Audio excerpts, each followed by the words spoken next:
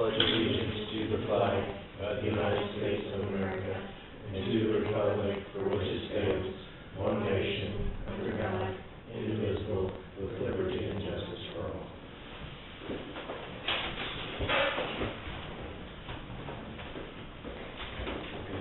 The only thing I caught on written minutes was just that autocorrect instead of HSA, it has HAS. It's an autocorrect on everything that does it. That's the only thing I could see. Oh, I did print minutes. Read them. Sort of indicated that That's the only thing I saw. he can't I think it was really do like. anything about it. He wants to, Or do you want to make sure friends are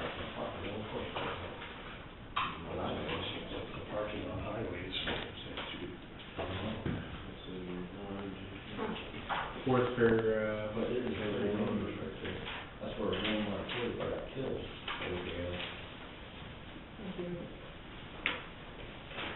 Fourth paragraph? Yeah, fourth paragraph. Yeah, so this is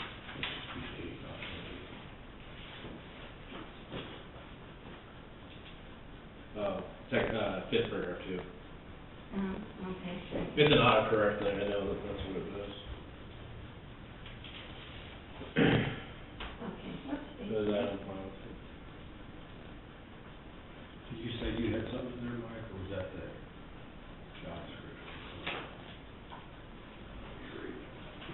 Yeah, you put it through.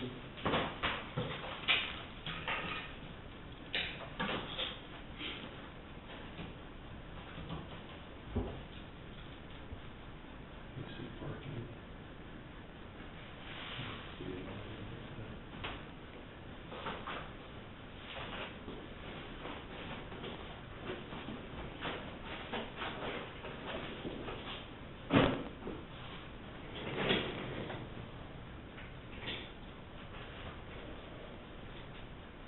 On the roadway side.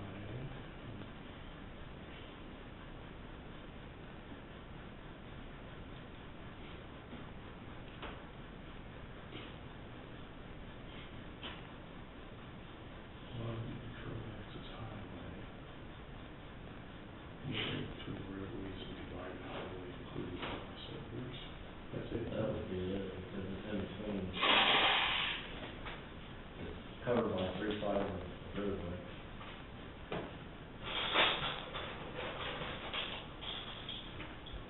Yeah, it's in a better color. No, it's good enough for me. The only ones I got, if you got that, was it's supposed to be HSA. Yes, HSA. Instead of HSA. Ag paragraphs, full paragraphs, Yeah, that's another thing I saw. Message it to you. Mr. Chairman, with corrections, I move to approve minutes from the road sessions. No. A second? All in favor, signify by saying aye. Aye. Carried 3-0.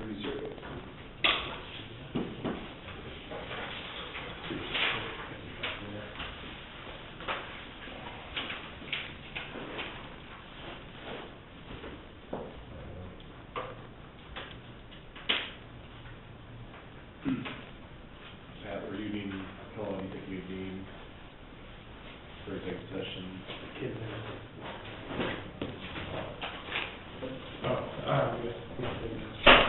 Do you have the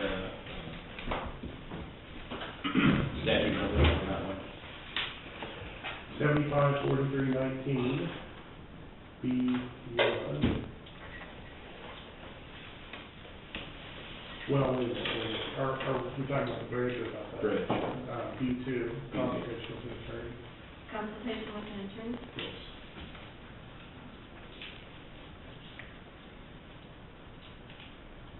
Get a motion to, for executive session with, county counselor, road bridge superintendent, county coordinator and commission.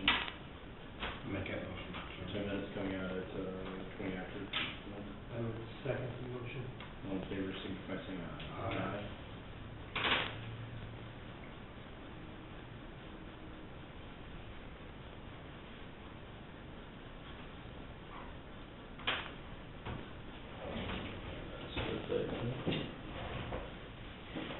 120? Yes. Chris, why don't you come up here at the table, we'll see. Trenching and digging right after. They have, I think, 7 feet clear and 93, and still have a lot of space left. And, well, Levy performed very well, performed very well the last one too. The only thing is if they make that trench around there, it could, get the water channel over that, Yeah, true. get it shooting right at the levee or something.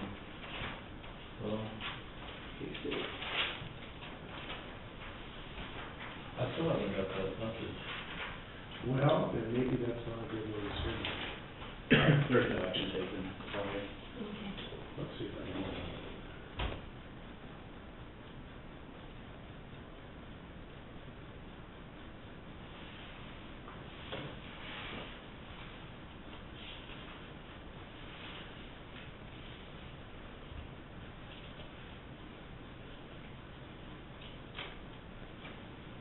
Let's see what you need, see if that works. Maybe email.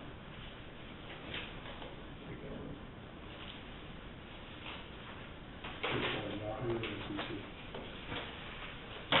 Mine was, Yahoo, Who's the SBC? Terry,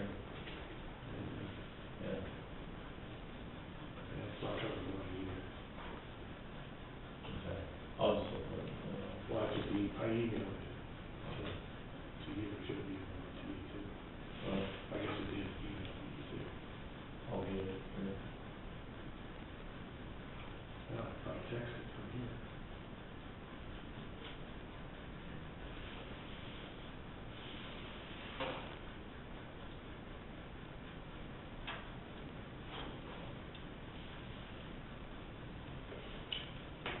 Oh. Interesting, I get with you and talk about, yeah. That's one we're going to figure out right now. I got it.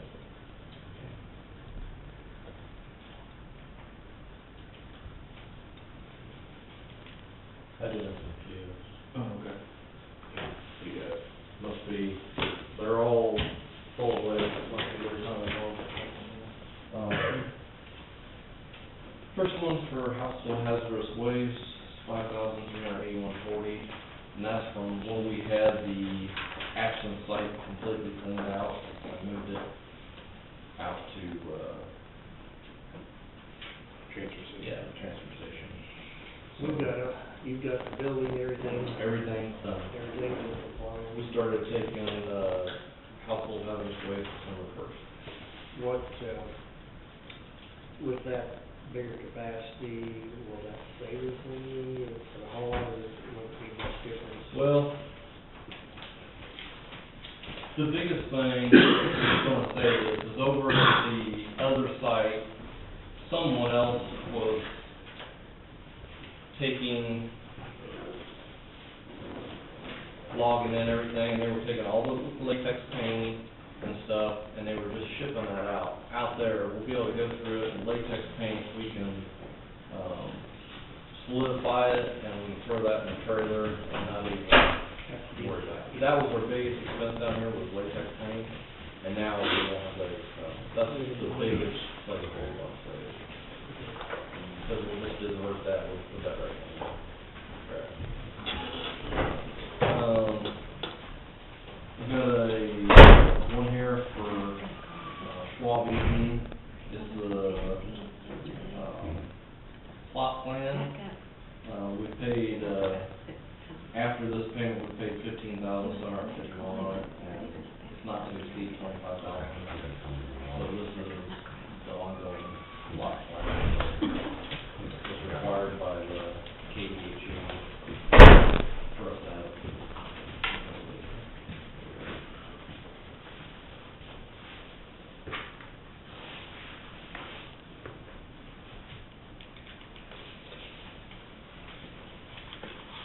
So this is just finishing up the agreement that was made in 2012.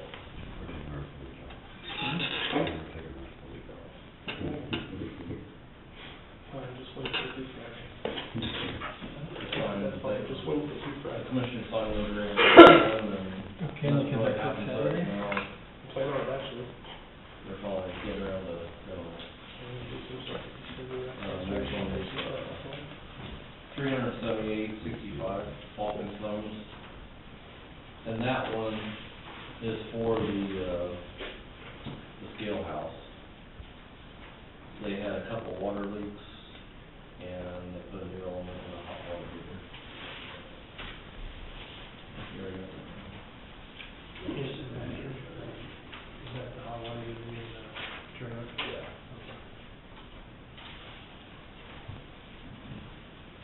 And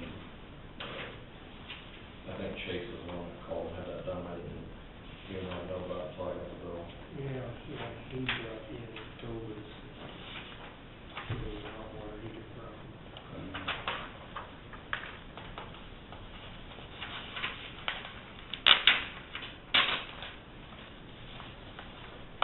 Next one is, John Deere, it's,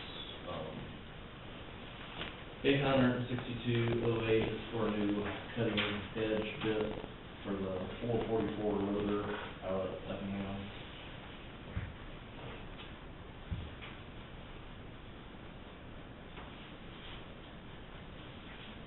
The last one's for 2037.09, and it's, repairs to the track loader.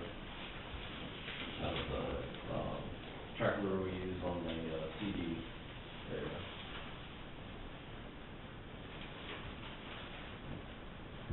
And for the new housing on, I believe.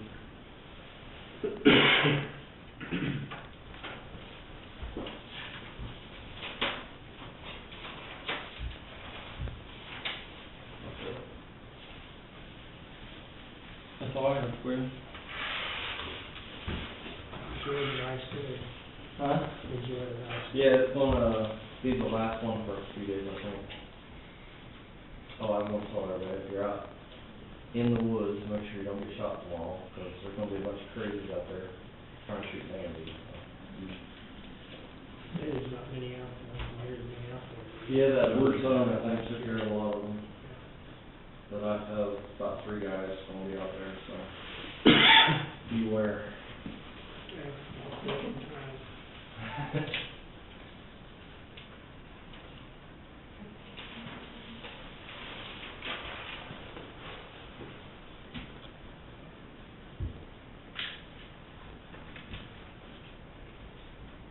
They're smiling, that's better on the soft. It's kind of now.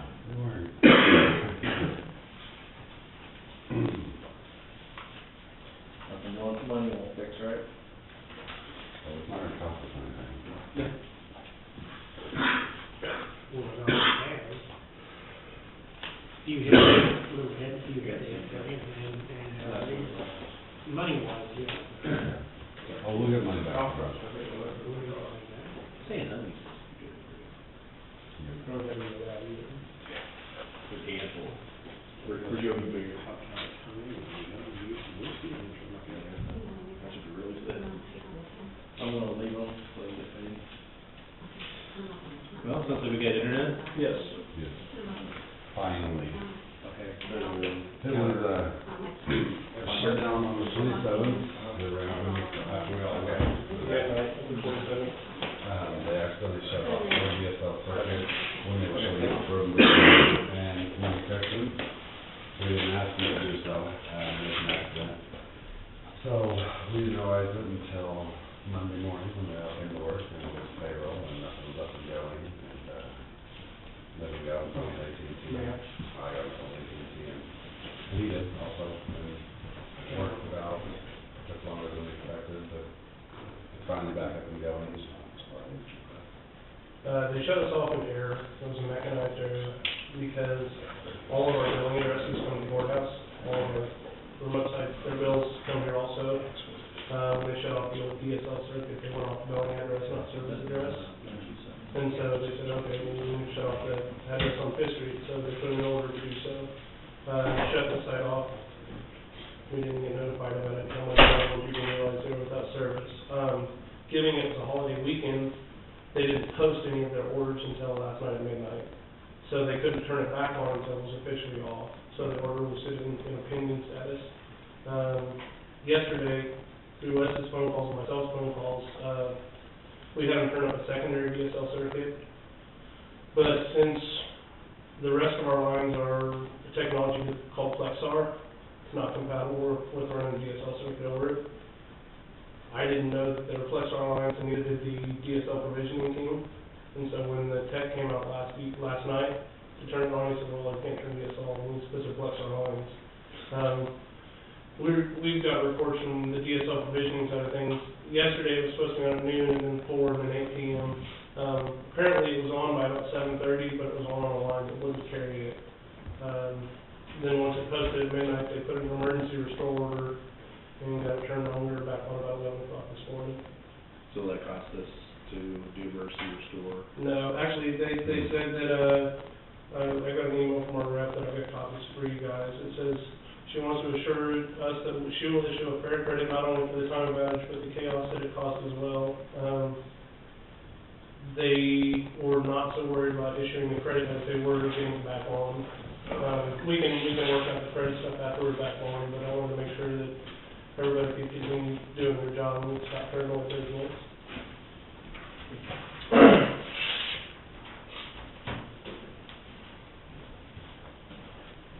So I thought, with the treasurer's department, I thought that the Department of Revenue carried that, or DMV. They're supposed to be carrying a large portion of it, but apparently their T1 is not working between us and them, because they should have been able to Continue. And they weren't. I actually moved 2 of them yesterday out to the courts network, and 2 more today, so they could still conduct business. That's just for movers, though, isn't it? Correct. That's just for the tar tag system, movers. But if our internet's down, that would kill the side of the T1. Is it going to point T1 straight towards your phone computers? Isn't it? Yeah. So it probably is. We just call them and make sure that it's working, but our internet down would kill that. It would kill this side of it. We wouldn't be able to receive or send anything from this side of it. It's still all funneled through our public IP address, I believe. Yeah. I thought for some reason it was separate. The DMV was turning away business this morning, or the driver's license was turning away business this morning. After we looked at it and identified that it wasn't in fact an internet problem, it was a username and password problem. We got on the phone with the state and got them going so they could start issuing driver's licenses again. And that was the only departments that were really afflicted. The appraiser's office. The appraiser's office should be working on Ryan. He had hearings today, but I'm not sure what he called me.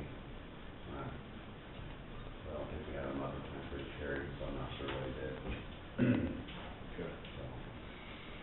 We tried our hardest to make sure that we could take some from the court without crippling it, and give it to at least a couple of computers in each department so they're able to resume operations. And to my knowledge, that worked.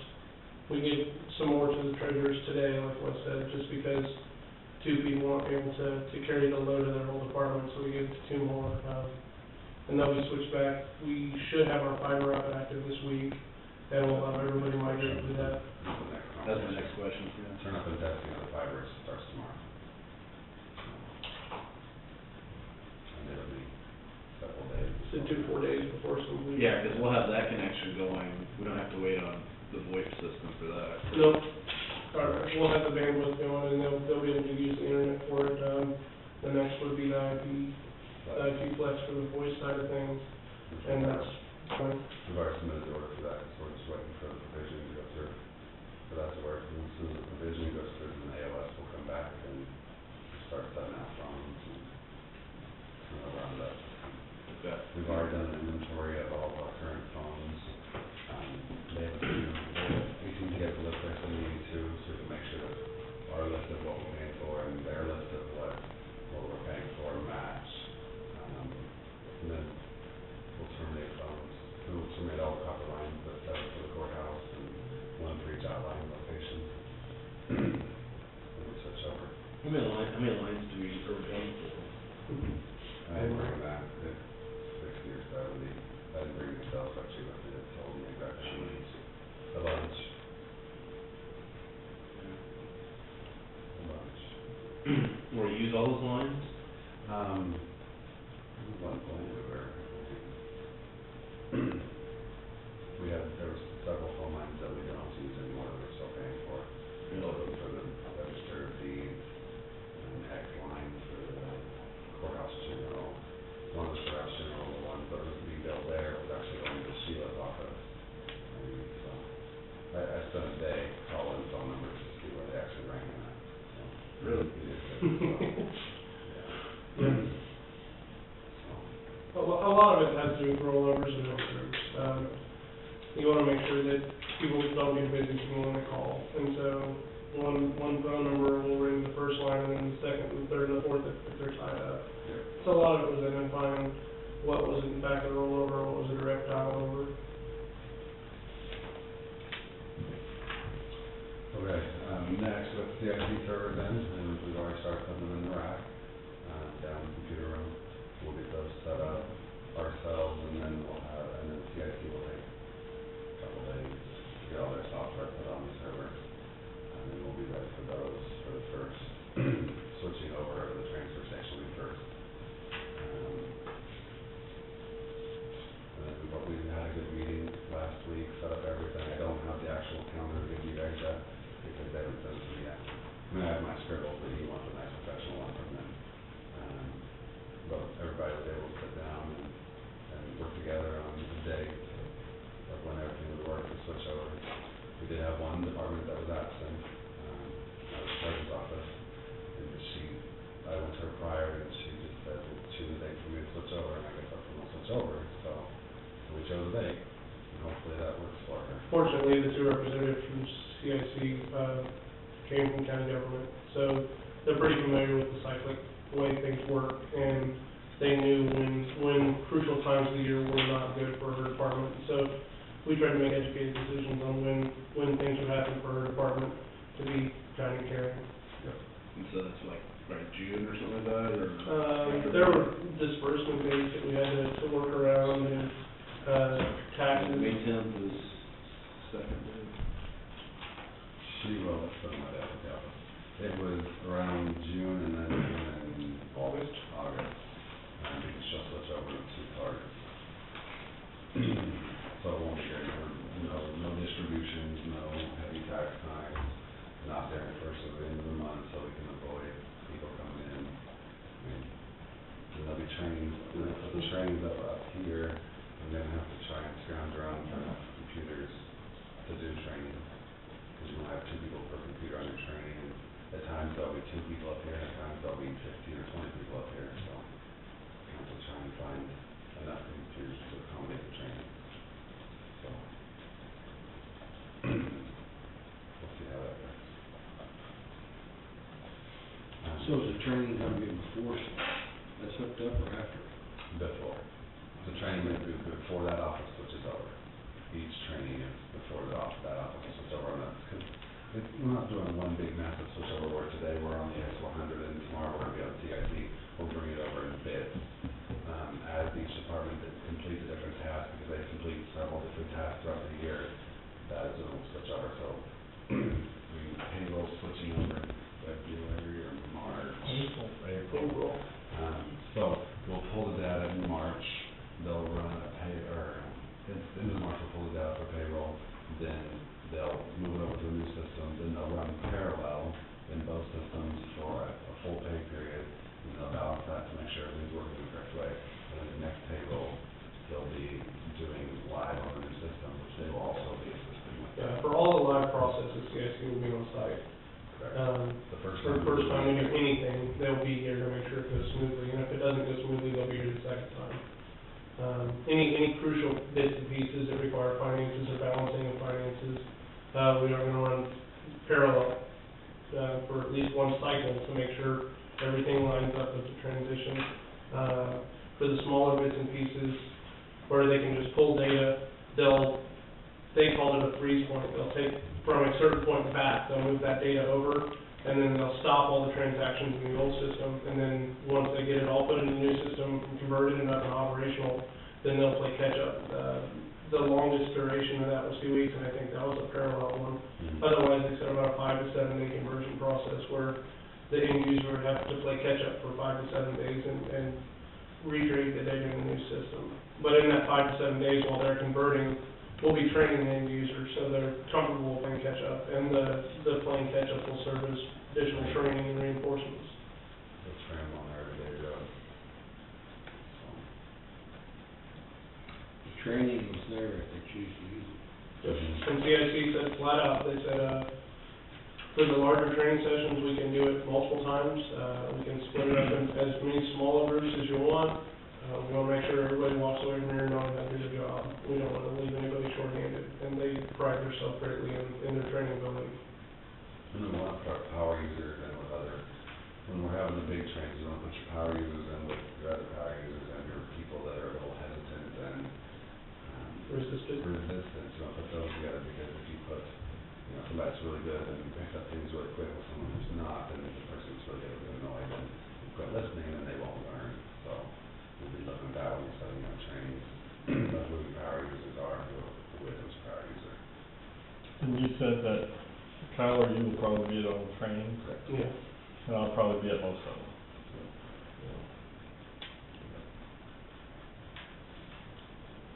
So it'll be a big transition, and it'll be. So prior to any department that's rolling over, they're gonna have training sessions. Correct. What happens if somebody doesn't attend a training session prior to rollout? We are required to give them at least 2 people for each training session. Okay. That is our duty for our side of things, and if we don't, and we have nobody that attends it, then they won't do it. They said, we want 2 butts in the chair, was their exact words. They said that way, we don't play the, hey, I'm the only person that does this here, and then 6 months later when they retire, we're retraining somebody. They want 2 people who know how to do every function. And we're not gonna count one of us, we're Yeah. gonna get 2 people. Sure. It'll be us and 2 people from that department. You guys would be the resource people. Yep. That's good. Will you two have any prior training for these training classes? I'm gonna work with the CIC server admin team, because I'm in the process of setting up our server, but not client side. It's just a little bit that we've done with working with the Register of Deeds office. Which in doing so, it's very easy to use and very quick to pick up on, in mine, And mine also. in mine. So, if you can't figure something out, you just start picking your mouse around, can't mess that stuff up, Yeah, I came from an AS400 background, and a little bit that I've worked with the Register of Deeds office, and a little bit I've worked with the clerk's office on the AS400 side of things. There's nothing on back, and I wouldn't trade for anything. Is, this guy, will fall in Chris's hands on too, is, I know when I was drilling Pam on this, I would like to see, hopefully, that we will have sub-accounts in, you know, in this system as much as we can, so we can really get down to specific things, rather than. She said with our books, we can go as granular as we like, with accounts and sub-accounts, and I think she hit. There's 4 or 5 segments they have in their numbers, so they can get a lot more detail than what we currently have the ability to get to. And I asked her when she was looking at those, account numbers to switch them over, to evaluate our account numbers to see if they can be tweaked and where they're more identifiable by just looking at them. And so we can separate the department, funds, I guess, funds first, then departments, and then, into your specific accounts. Which we gave her a chart accounts already, right? Right, she left here with the chart account last week. Will it be easier for us to conduct like online services for people if the system is a little not even back? How do you mean? Well, like online property. Well, just like online property tax payments or any other, if you wanna buy a fee or if you wanna get a license or if you wanna do anything online. We have web portals for the treasurer's office, registered deeds office and the Appraisers. appraiser's office, which will help with all of that. The appraiser's office was basically a parcel search that you could require a loan to mortgage amounts. It's like a parcel search that we already have. Oh, yeah, we talked about this It's with. similar to that, except for there's 3 stages. There's the stage where it has the dollar amount of what the property was sold for, and it's information that only, We can set permissions on it, but it says general public can look at the property, you can set like a tier 2 that has property and tax value, and then tier 3, which would be like property tax value and sale price, full blown, whatever. So tiers like 2 and 3 would require some sort of. Login Some or subscription payment, fee or yep. something. correct, description fee, yeah. It's the registered deeds of the general stuff. That tier 2 and tier 3 will pay, and tier 1 will be able to take that. And then I assume if somebody's doing that, they're wanting to pay that online, so then we can easily do that transaction. You'll have people from out of state and out of Yeah. city that'll pay that fee, so they don't have to drive up here to look at the documents. They can do that online. But we'll be able to provide that. Correct. With all 3 of those stuff. The online property tax will still be, it's still paying to the state, like what we looked at last year. Yeah, I got an update from, when I talked with Nathan Everline at KEC, and we had determined 79 counties now have online property tax payments, for roughly about, a little over 75% of the 105 counties. So there's several that are smaller than us that are even offering it. But they have software that syncs directly up with the state. Yeah, state uses like NIC or eGov, essentially is what it is. There's also 3 other counties that use different ones. And it'll actually, the new CIC software will actually go out to the state site, and they'll pull in the detail from the state, whereas before we couldn't do that, they were gonna have to figure out who paid what, and that was, I think, your hiccup, where CIC will actually go out there and grab the detail from the state site, pull it into our system, and put it into our system, to where they'll know, you paid $500 and you paid $7,000, track. I would think like people with like escrows. Almost the banks. Like people with like escrow accounts, I would assume that banks would probably find it much easier to do that. Yeah. We have escrow companies now that actually get on our website and view the taxes that all of that stuff on there, so they can figure out the payments that they need to send to it. It'd be a lot handier if they could go and make the payments on there, Yeah. so. I called every year saying, asking when we were posting the taxes up on the website. And I called Holly, and she does. The file they sent to CIC. Or as far as the rest of it. I didn't, because I'm sorry, phone calls. It isn't because I'm sorry, phone calls, but she sends it down to the stuff and then they actually load it onto our website for us. Is how it works. Because it has an index where you can type in your name and it'll pull up yours. I think that's all we got. Phone system will go in after the guy goes up. Besides noxious food stuff, that's all I have IT wise. You get the phone system going, could we just, maybe we have a meeting or work session sometime, could we go see kind of how it operates and how it can, Yeah, we'll come up and sit down with you and show me how to do show it. us, okay. Yeah. You think it might January? When was it? Our D date right now is January 20th.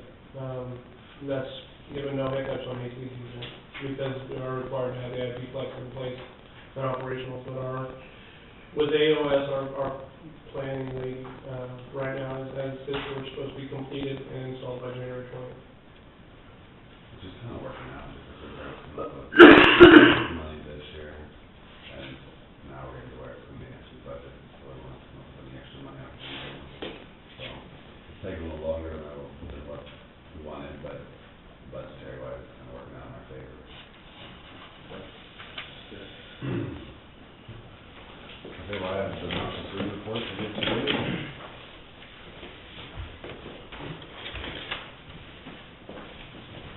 And most noxious weeds are now taken care of, it will be by the end of the week. By the end of the week, they sure will. Even this, Yep. So next year, till next year. okay, here's your question, Lisa. you guys have any other things you didn't hit on?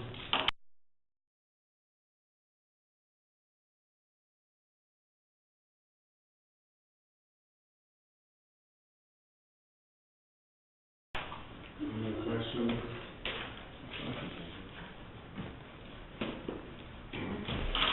I posted on both ways. That's how to change our counter one back to a regular internet version. I posted all the holiday closings and the taxes on the website, taxes being due on the 20th and the 10th of May. Yeah. So that's all on there, and it's all in the, our holiday closing hours are on the website, Facebook, and Twitter.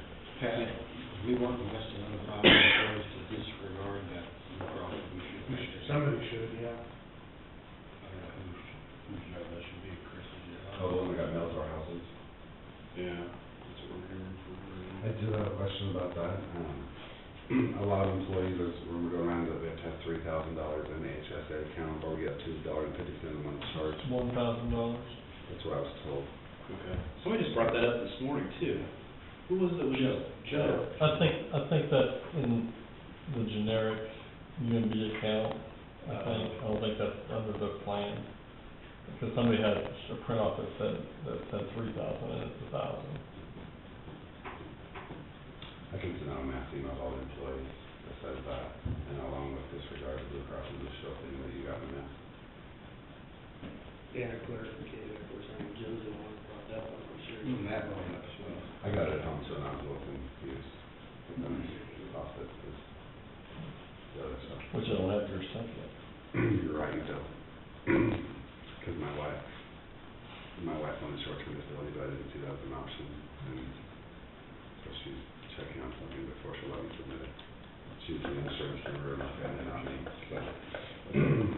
I was gonna ask Chris that later on, how many have you got out of the number? You got very many responses? Probably around 40 now. There was a stack on the desk when I went down for lunch. So I just moved them in.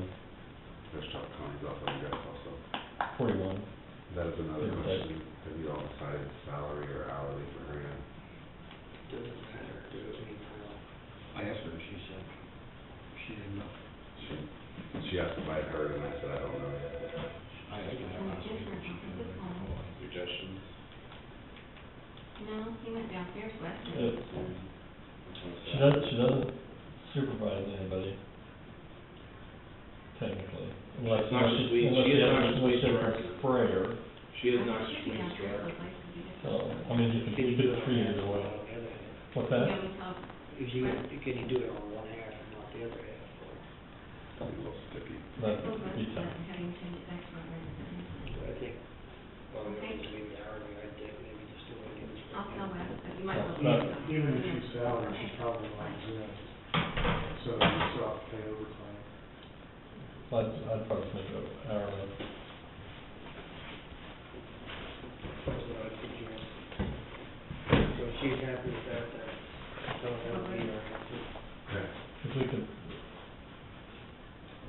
she can have two pay rates, different pay rates for different positions, and under the salary, she be paid this many. yeah, there'd be two different rates, yeah. I think we can do that in pay system. Yes, you can. What, how much, or what do you? Have two different pay rates, so she gets so many hours at this pay rate for noxious weeds, What's half? so many hours for this pay rate for emergency management. And they come out. It's gonna be filled up to different jobs, Yes. and you decided on a rate? During the budget time, yeah, got that. It'd have to be converted So, to an hourly, because we put a dollar amount in there. Yeah, I totally. think, I figured like $2 an hour. On the noxious Okay, weeds. well, and include it with like. Because he has, that's 1,040 hours. Okay, okay. So, Okay. 1,040 hours,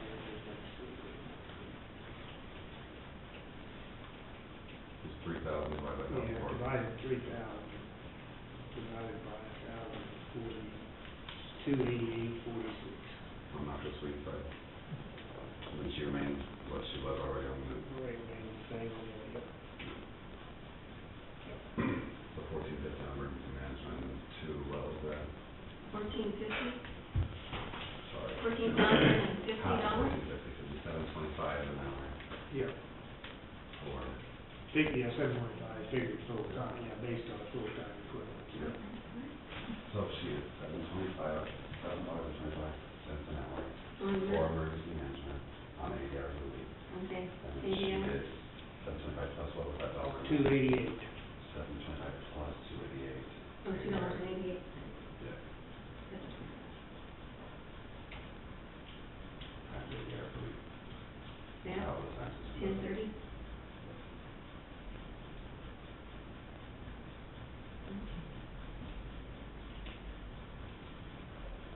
All right. Anything else, sir? So we got. Have a great day. You too. Thank you. You all. Have a good day, Chris. And Chris, you said you had, how many? You said about 44?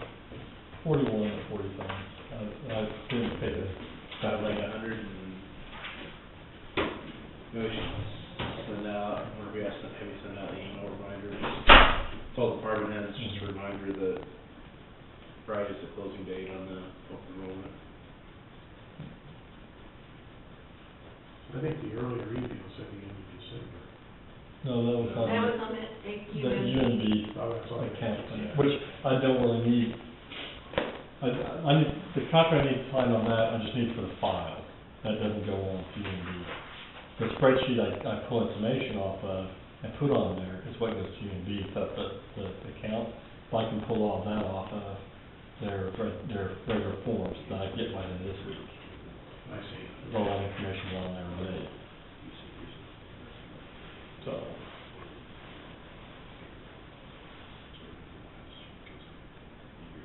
Oh, about the HSA contributions, as far as like, are we gonna follow the dates? Because the way it was listed out, like, there were 3 disbursement dates Right. on the HSA. I mean, there still could be I've had some concern probably from employees as far as like, if there's that gap, you know, between something happening to say like end of January into February or something like that, and, Jack Lori even asked me again this morning about that, just kind of concerned, because I know they've asked to disperse 100% of it, you know, to go, and it's more common to see that, but I mean, should we maybe accelerate that second or third payment? I mean, There's only one concern when you start doing that, is with the senior village turnover. You know, if you have somebody wants to take that around type thing. that's a risk I know that she any needs to business would express have. that. And then, you know, how do you treat those that come in and, you know, they start employment in January or February, and so then, you know, they're waiting their date, or, you know, like 60 days to get on or whatever. And then, so we just prorate that amount by month. Do we give that right up front, or do we wait until they've been through a probationary period, or? Well, I don't think you can do it till prior to that first day after the 60 days, right? I think that'd be the earliest you think. Yeah, that'd be the earliest, but I think you would still do it, treat it the same way you're treating everybody, but then And then prorate it. prorate it out. You can just redo that, Okay. if you have any questions, that, it's still unclear to me that if you've done Medicare, whether you even can go to Marketplace. Well, I know the other entities are offering it. So I haven't run into any that say, well, we can't even offer the Medicare people. If they don't make an exception, they can still take the high deductible health plan, but they don't get the HSA dollars. Yeah. Yeah, it looks like the marketplace can't sell. What's that? The marketplace can't sell through them, but I didn't see anything about it. But I'll run the market. I'll run that by Mike too. But we go to the Marketplace, What's that? but we go to the Marketplace. Well, we don't go to the. No, it'll be in there like. Oh, here. Not the exchange, no, But I then- mean, I consider the Marketplace a provider. No, I basically mean, he's asking if. I think it's a little- it is a little vague. I mean, you know, For their insurance cancel that, right after that date, then the HSA contribution goes into their account, but then, as far as like talking about, you know, for accelerating those payments, those gaps, that, you know, he was, and then determining what that amount is, an employee that would come in, if you came in at some point, just the middle of the year, it has to be prorated amount as far as the HSA contributed to that individual, then that thing, however many months are left in that year. Why couldn't we do the same to the ones that got it and then left? Of course, once you give it to them, it's. Yeah, right once you back. give to them, it's theirs, you Yeah. can't get it back. You can't do that. That's the reason I like the payment schedule that you have, it spreads it out over about 6 months. The only thing I really worry about is that gap, I mean, because that's, most companies that I've seen run. You got some people concerned about the gap, and you've got some people concerned about the finance charge. A 6-month gap is pretty wide, And I would then say tighten it up. The finance charge, we're gonna try everything we can next year to get Oh, it that yeah. way. Whether it's marketing it to Exchange or manufacturers, see if they'll do an HSA, we'll waive it. And then we'll push UMB to see if they'll waive it, because, I mean, that totals for like $5,000 for all the county employees is what they would be collecting potentially. And to me, if they're needing that $5,000, then they've got issues with their bank versus. But to an employee working an hourly rate, that $2 they're losing out of their HSA money can be quite a bit. Because they potentially lose $30 a year. Is that per month, $250 per month? That's prior to interest accrual. What's your, So you're never gonna get ahead of that one. some of the funds that were on the UMB thing have pretty good Unless ROI. they're contributing on their own out of payroll, which I've only come across about 3 or 4 that are doing that. Oh, very few people are contributing additional They dollars. contributing additional. I'm one of them too, so. They charge the city $250 a month. No, they charge the employee $250. How about the city? Does the city do No, charge? I don't know if the city does or not. Because I think they do. they are with UMB. Right. Well, why don't we do it? I don't know if the city is or not. I think they do get charged, I- I think. But I think, it's something to negotiate, because I think this was just taken to UMB. It wasn't marketed to Exchange, it wasn't marketed to Bank of Accent. I don't know if they have HSAs or not. They might be willing to create one. And there's also an incentive we can give them if they create an HSA for the county's health plan, and they waive the service charge, then we could potentially take our purchasing card program from UMB, which we currently have there, to their bank. And that maybe be a little incentive for them to. I'm pretty sure Bank of Access did it, because they're hooked up with that whole group, and, I jumped my banker about that, and he gets him on. But, that could be, we could maybe incentivize them to create an HSA account. Because, there's not a whole lot that they would do. The money's gonna go in electronically, they're gonna swipe it and come out electronically.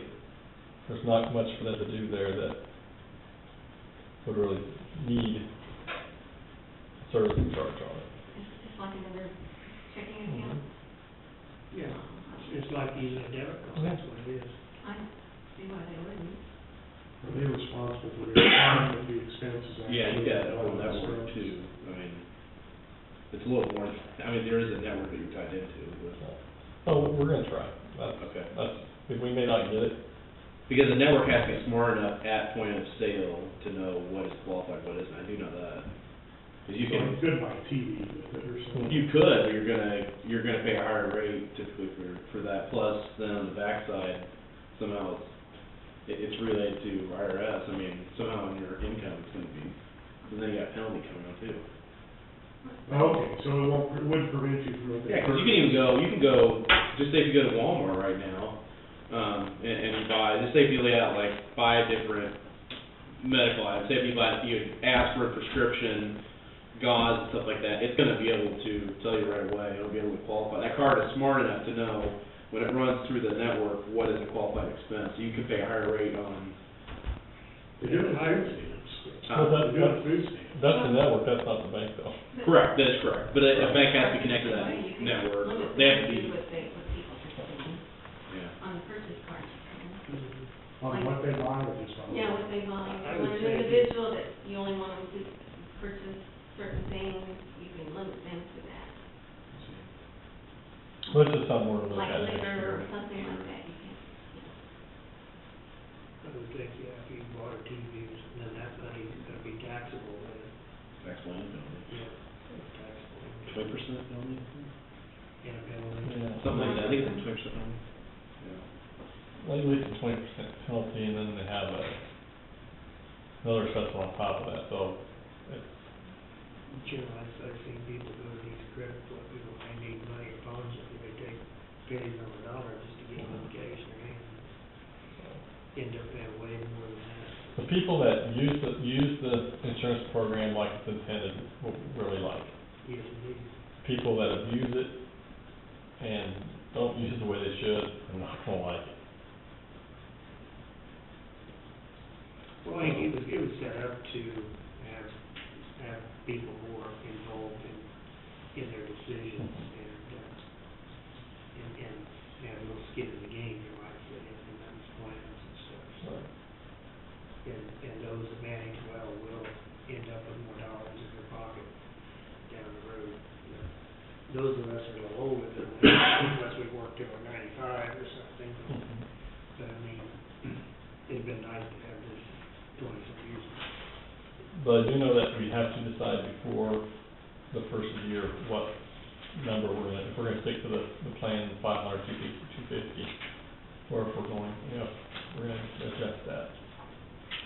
Right now, you got, what? Right now, it's set to do 500 on January 1 For individual. for individuals, and I think 1,000 for family. And then, then 250 in April 1st, and then 250 on July 1st.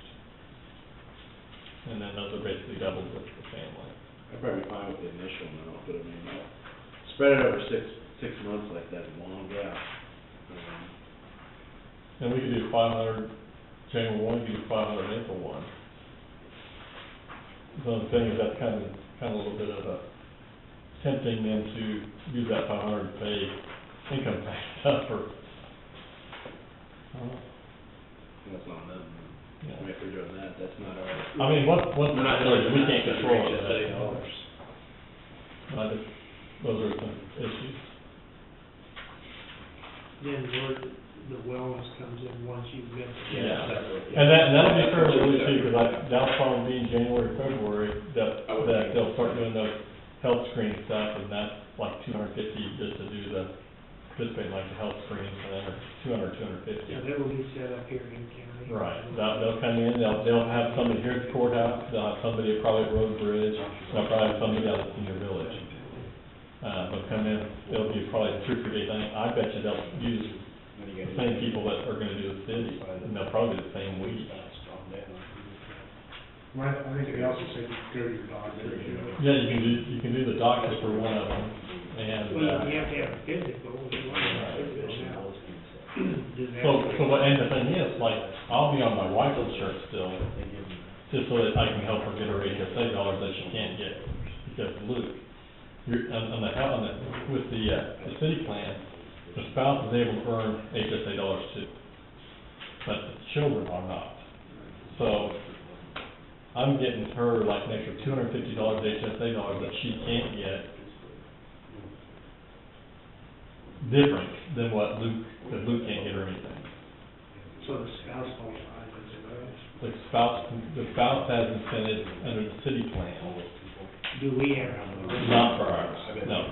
For ours, it's just employee this year because of the shortness. Now, I assume that next year when they have more than 30 days to come up with everything, that there will be more incentives, more stuff built into the wellness plan, and we'll probably have cheaper premiums, because we'll have had a year's worth of history. What if we go for single, 750 January 1st, and May the 1st, 250, and then they can go on there? And then they still have that wellness numbers that will probably have that before they even get their next payment. That has So- potential. So I'm thinking probably by mid-February, or the end of February, they'd have that, the majority of that that wellness plan.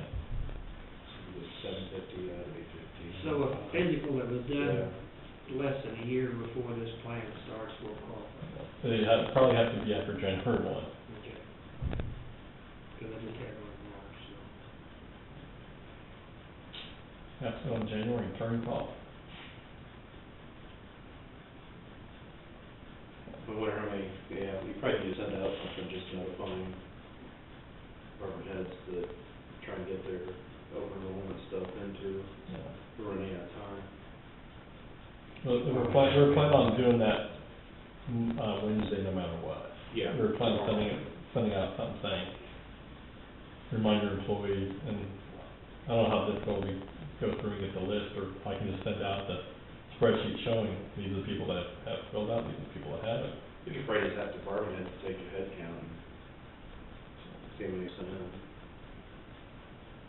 I do have all three commissioners. Don't have Pat. No, you don't have mine. Don't have Pauline, I know Pauline's working on hers.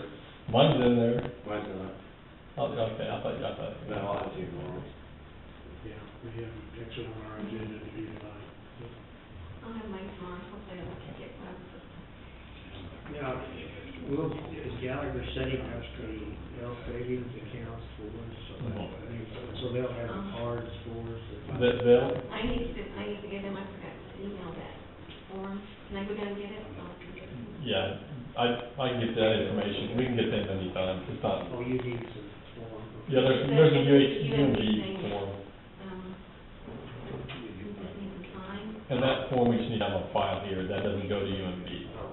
The form that they're gonna create the HSA accounts off of is a spreadsheet.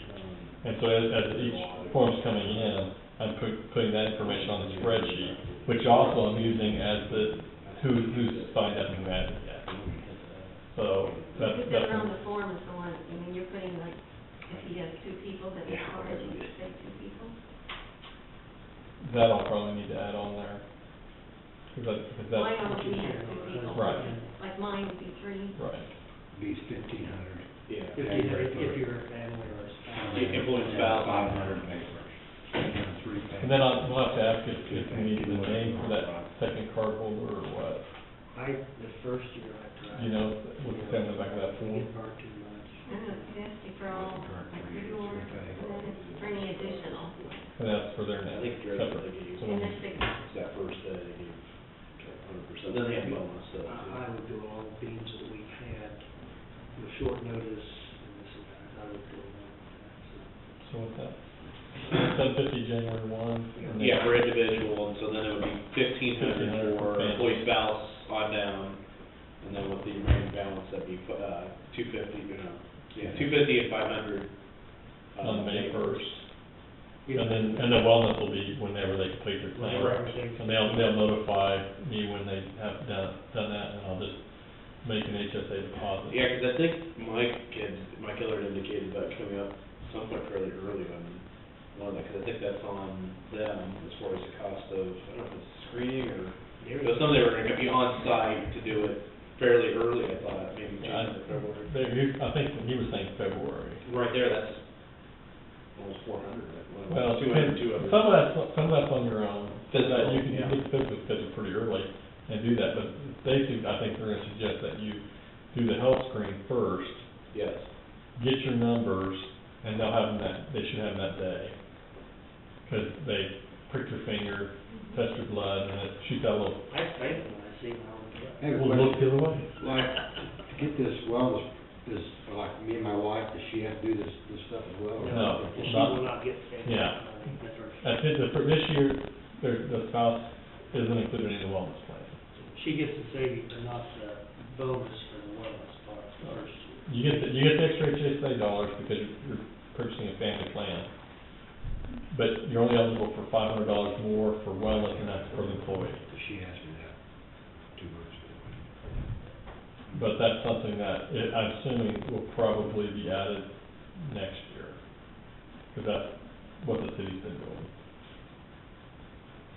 I think with, adding a little bit more money up front and working with 4 or 5, we're trying to be fair about this. I mean, we did all we can do, I feel. I think we're trying to work with it. So,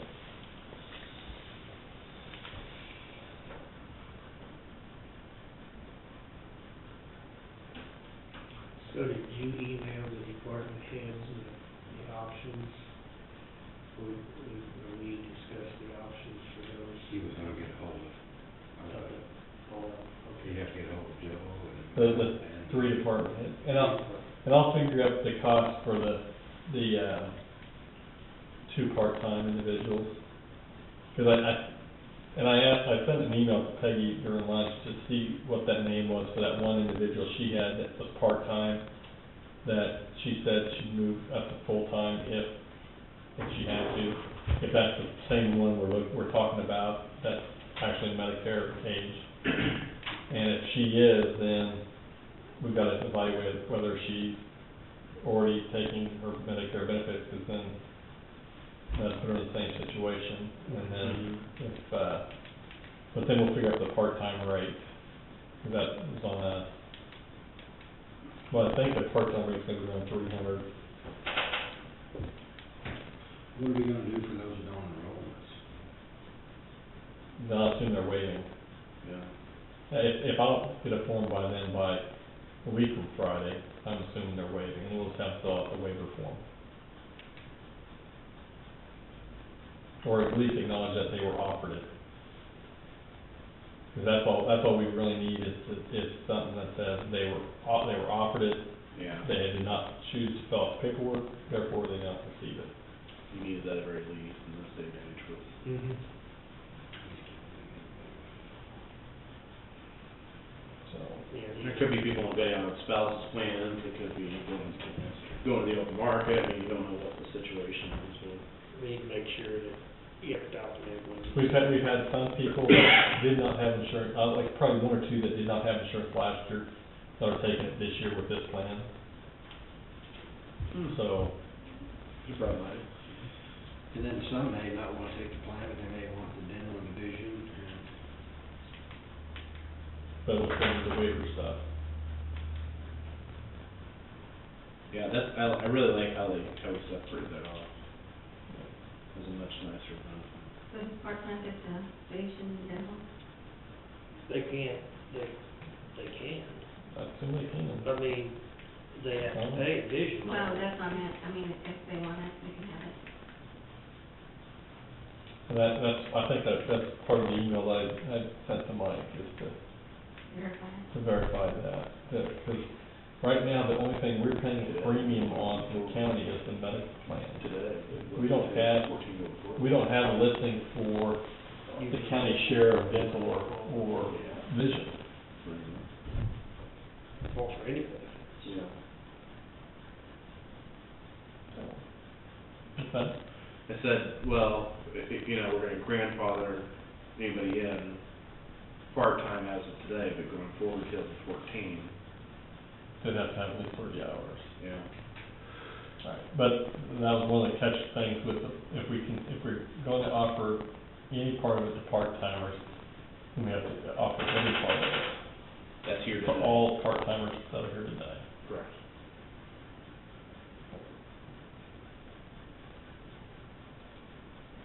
Yeah. But still, that's not, we're not talking that many people. Yeah, but they have to do that by Friday. Yeah. Okay, so I guess you have a good letter, is that right? and anybody comes in and says they get employed in June, they gotta wait 60 days, and then their HSA programming, and they get that. First day after 60 days, yeah. What they'd probably do there, they'd probably get about half of what they've been eligible for. So they'd probably get 500.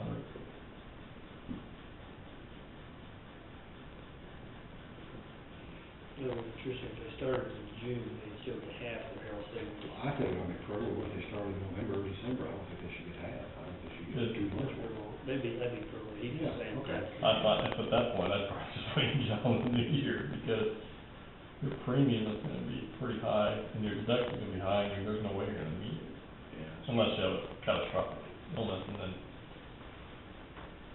you're still probably gonna pay about $2,200. Yeah, you'd be paying a pretty good chunk out of your check. So, Yeah. which, I mean, they could do it that way, they could 4 paychecks, everything would put everything through their payroll, and then they would take into their HSA up to the max. It's the tax strategy. Yeah, I mean, that'd be playing the tax side of it for a few bucks. Yeah. Yeah.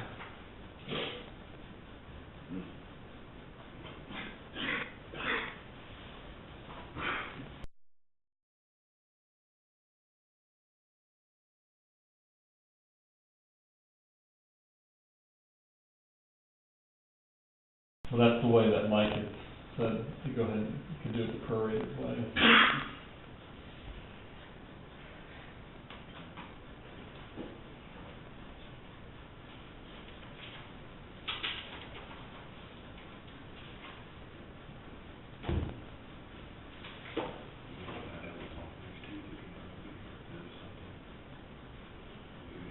Yeah, do we have anything on the agenda for next Tuesday? Yes, we got, highway 73, Okay.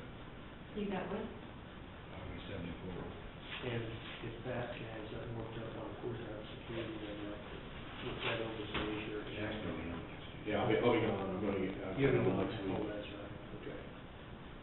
Well, if he has something, we could, maybe we still have to out the week after. Okay, so you have Highway 74, is there a time on that one, or you just, Do we have anything officially, like, I mean, is there something like who's coming in, or? I thought- December 10th, is that when he was? That's the day, that's the day when they were gonna do the sign thing, I think, and officially turn over. Now, whether he's coming up here, I don't know. No, Nothing crazy happens here. no, That might be. they just meet out at the highway, Yeah. go, take a bolt out, take the signs off, put new bolts in, do signs up. Hopefully that good weather. And one of the questions I sent to Mike on the Aflac question, on the age 70 thing, the policy is reduced by 50% at age 70 for the employee, but spouse coverage does terminate at age 70. So the employee is still covered, but the spouse isn't. On the Aflac. Okay. The accident policy does terminate at age 70. But you're saying when the employee reaches age 70, they're out as well? No. No, well, on the critical illness, the benefit reduces by 50%. So if they bought a $20,000 policy, it reduces to 10 for the employee, and terminates for the spouse. And for accident, it terminates for both. Is that from Huh? That's the Aflac. the accident one, Yes, it terminates for both at 7. at 7? You got 20 years to go, probably. No, I think I'm on this one. Well, he's got a year, I guess.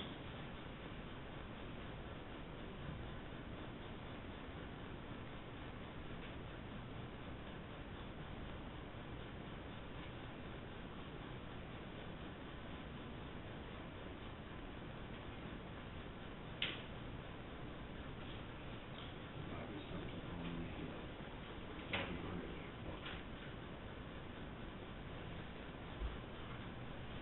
Yeah, I don't know, yeah. Yeah, we could have an update on that. Tommy, are you gonna be here next week? Is Kara, I think Kara meeting this week? Here is Tuesday. Yeah. Yeah, it's the annual meeting, so I've already to go to the annual meeting. Okay.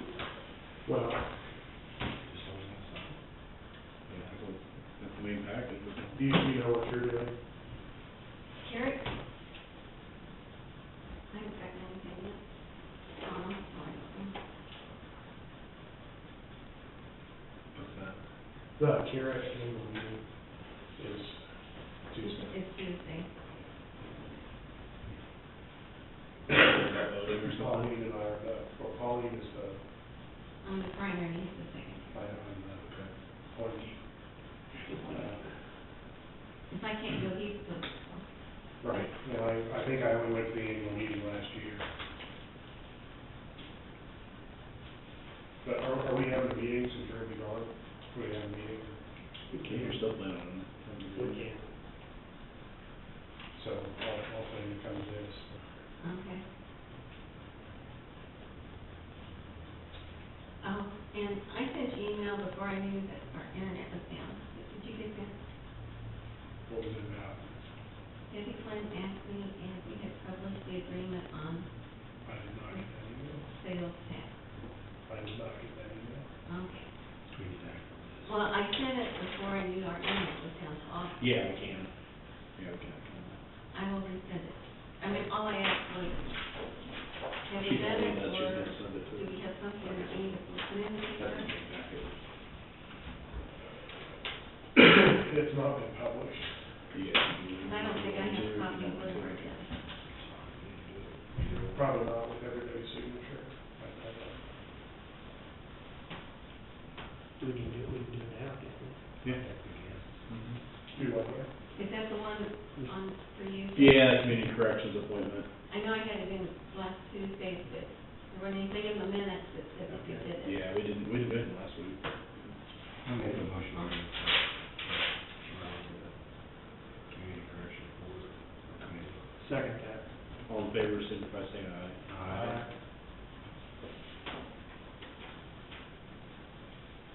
And did you vote on that, I guess, or did you change? I voted on it. Okay.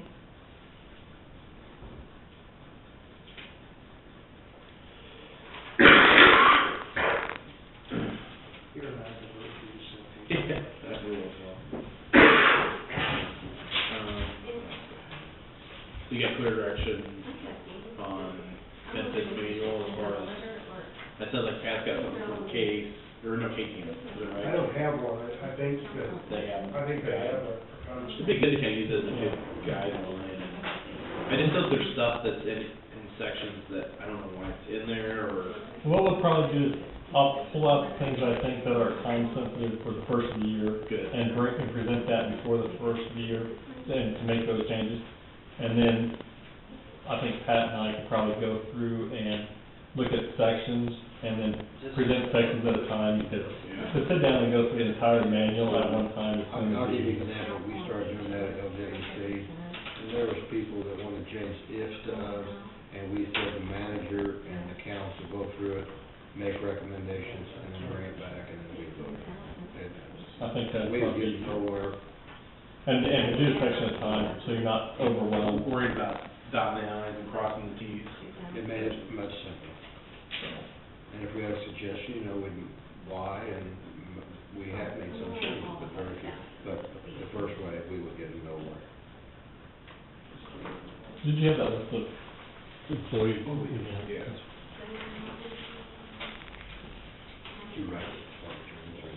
Oh, you want me to write which department they're in? No. You know, it's road and bridge, I can maintenance, figure out. and nursing. But, yeah, this one here, Yeah. Okay. I read it. I think, I don't know, I know she's one that has been talking about possibly being moved close to that. Oh, yeah. If they're taking the Medicare portion part, then we have to figure that person up too, maybe a fourth one. And I've got the rate, I've got at least how much it would be, not the rate figured yet. So those that don't reach that age by January one, maybe just, like they may be turned 65 January 2nd, so they would go the whole year, just like a regular person. As long as they don't go and sign up for Medicare and take their Social Security stuff. You may find out how many people we got, so they're 65 next year, explain. I don't think we have anybody. Because we pulled up anybody over. Oh, no, you're right. They get Medicare at 62. Yeah, 62 they qualify. So anybody that's 61 now, 62 could qualify for Medicare. How many total do we have? We have 170? Is it 170? Give or take. I mean, because there's some that come on with the senior village and, There's a state statute that they have to be separate. It's not that, the extension is. probably got maybe 400 people back already. Do you find anyone for to recall? I know one, but.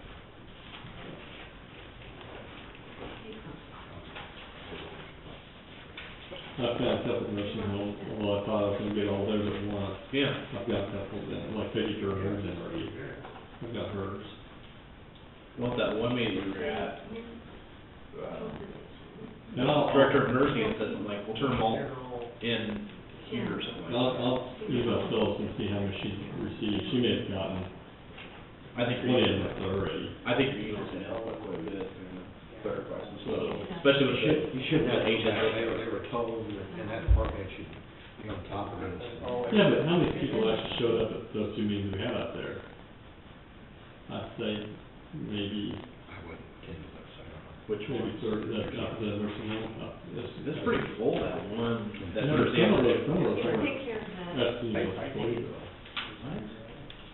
They were. County attorney went through one up there. Oh, yeah, you're right.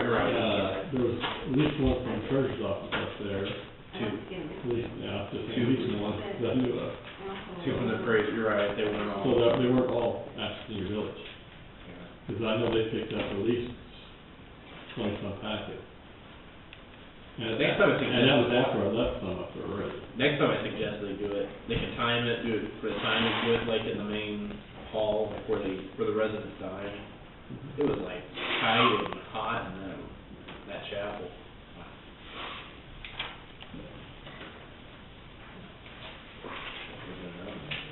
There's all the- I got Make a decisions. question.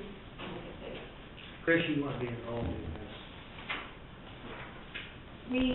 These are all of like the council on aging, dental, the achievement services, Northeast Kansas guidance.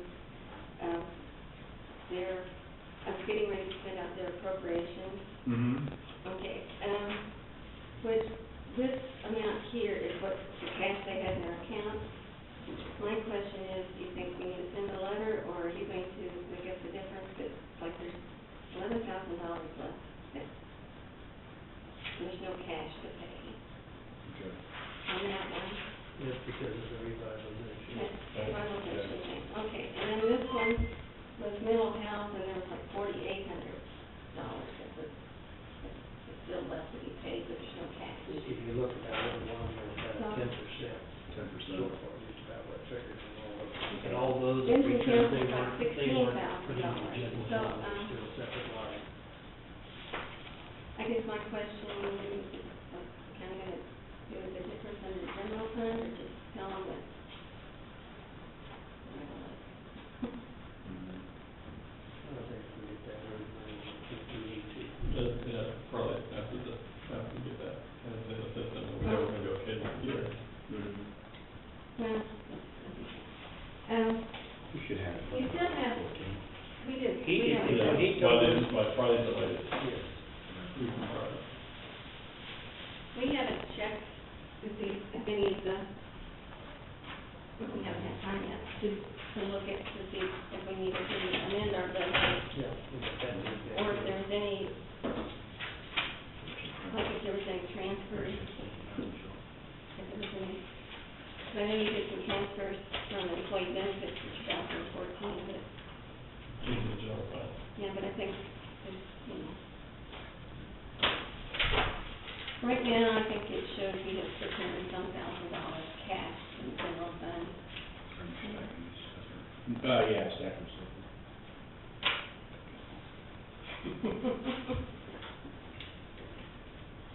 What's that?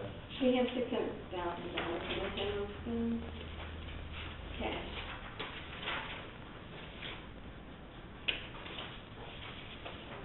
Is that after the last? This one I just ran, today.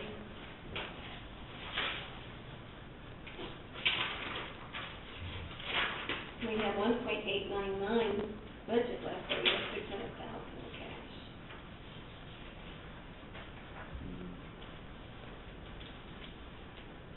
Where's the employee benefit fund? I'm just in that one.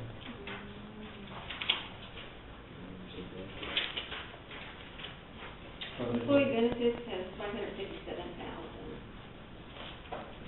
You have 2014 budget in them. That's right, nothing I have to know about there. Can you go back to employee benefits? Actually, not really.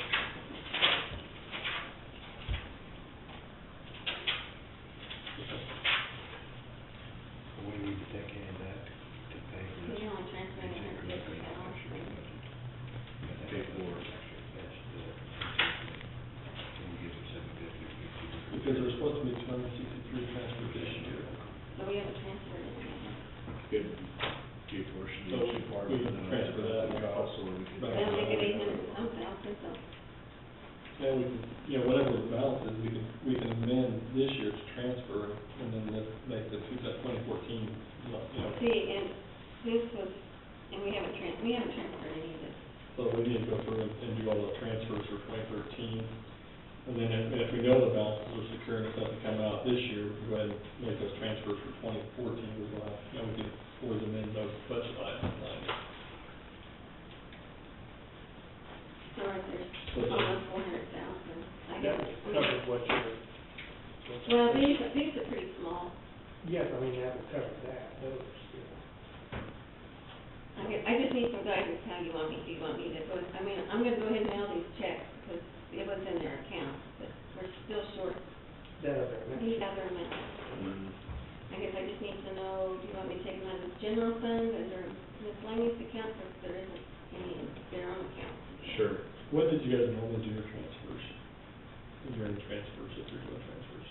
Did you do that last meeting? Well, if it's Or for you- 2013, which I have to do it before the end of the. Right. But, I mean, have you guys done that in the past where you set a date that they were going to do transfer? Yeah. I mean, we can do them on December 17th, all we have to do is give them what you want to transfer, so they We'll have that ready for them. We'll know more what we need. Plus, if we have to do amend the budget, they can, they can do that motion too. Yeah.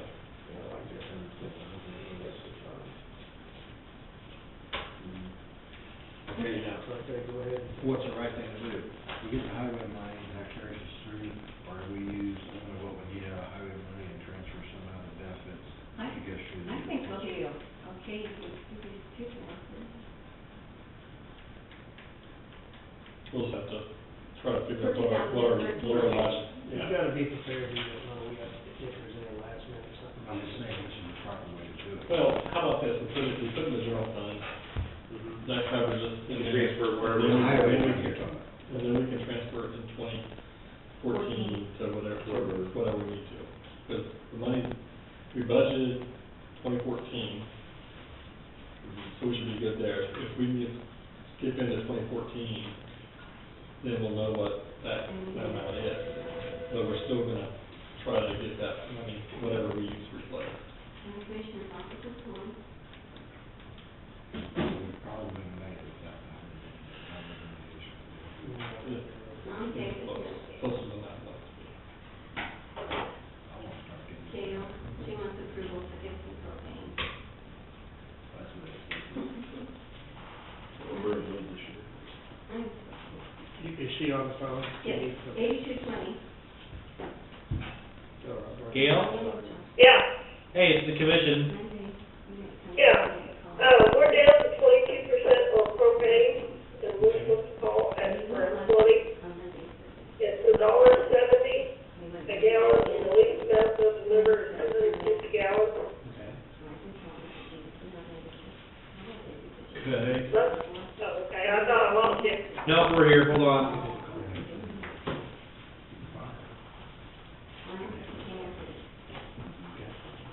There's the $1.27. $1.72. Dollars.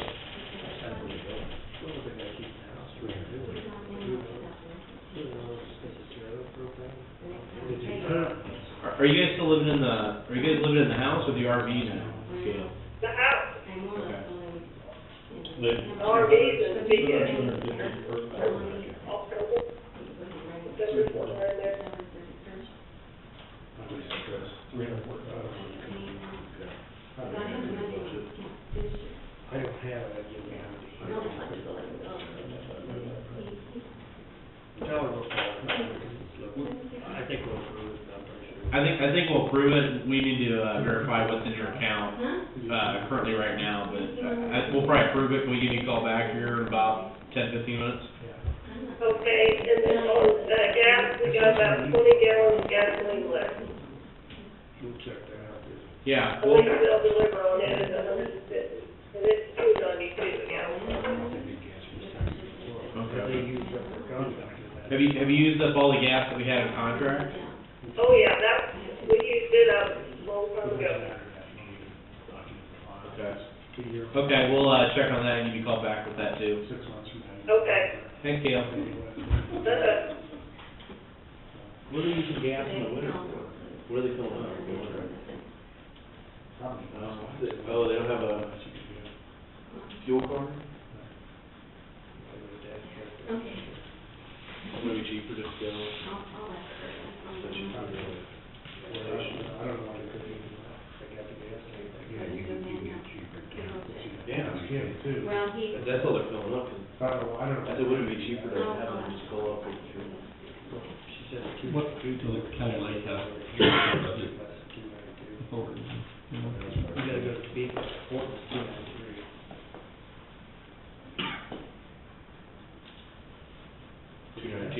was 293. Before exemption. they still have $7,000 left in the budget. You carry like that? That's pretty good.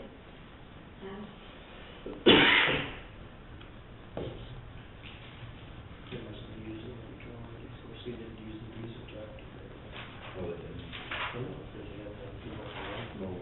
They went to the gas. We'll have to try and program that next year, Matt bids, to bid more gas instead of diesel. In fact, that diesel fuel will be on demand from the diesel fuel. Gas is fluctuating a lot, but diesel fuel. It's been twice, so that's, they still put it at $4,000. They still have that for probably 2,500 for people, so. Oh, over there. Should we just have a call back? Might as well. Yeah.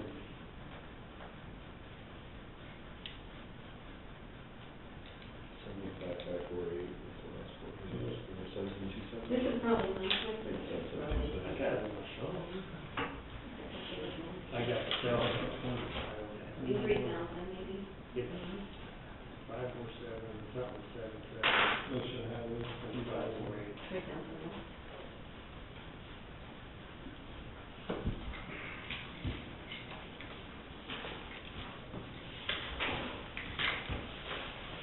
Chris, would give Gail a call back here, so.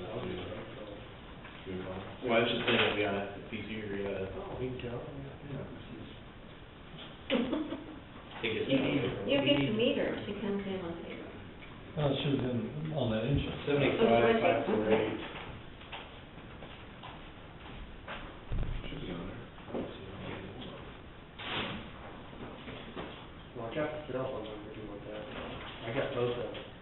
County Lake. County Lake, 7727. Yeah, that's all right. 548, 785, 548, 7727. Okay, just a minute, Gail. Oh, See you on Chris? You want- We can. Okay, let me turn on hold. Okay.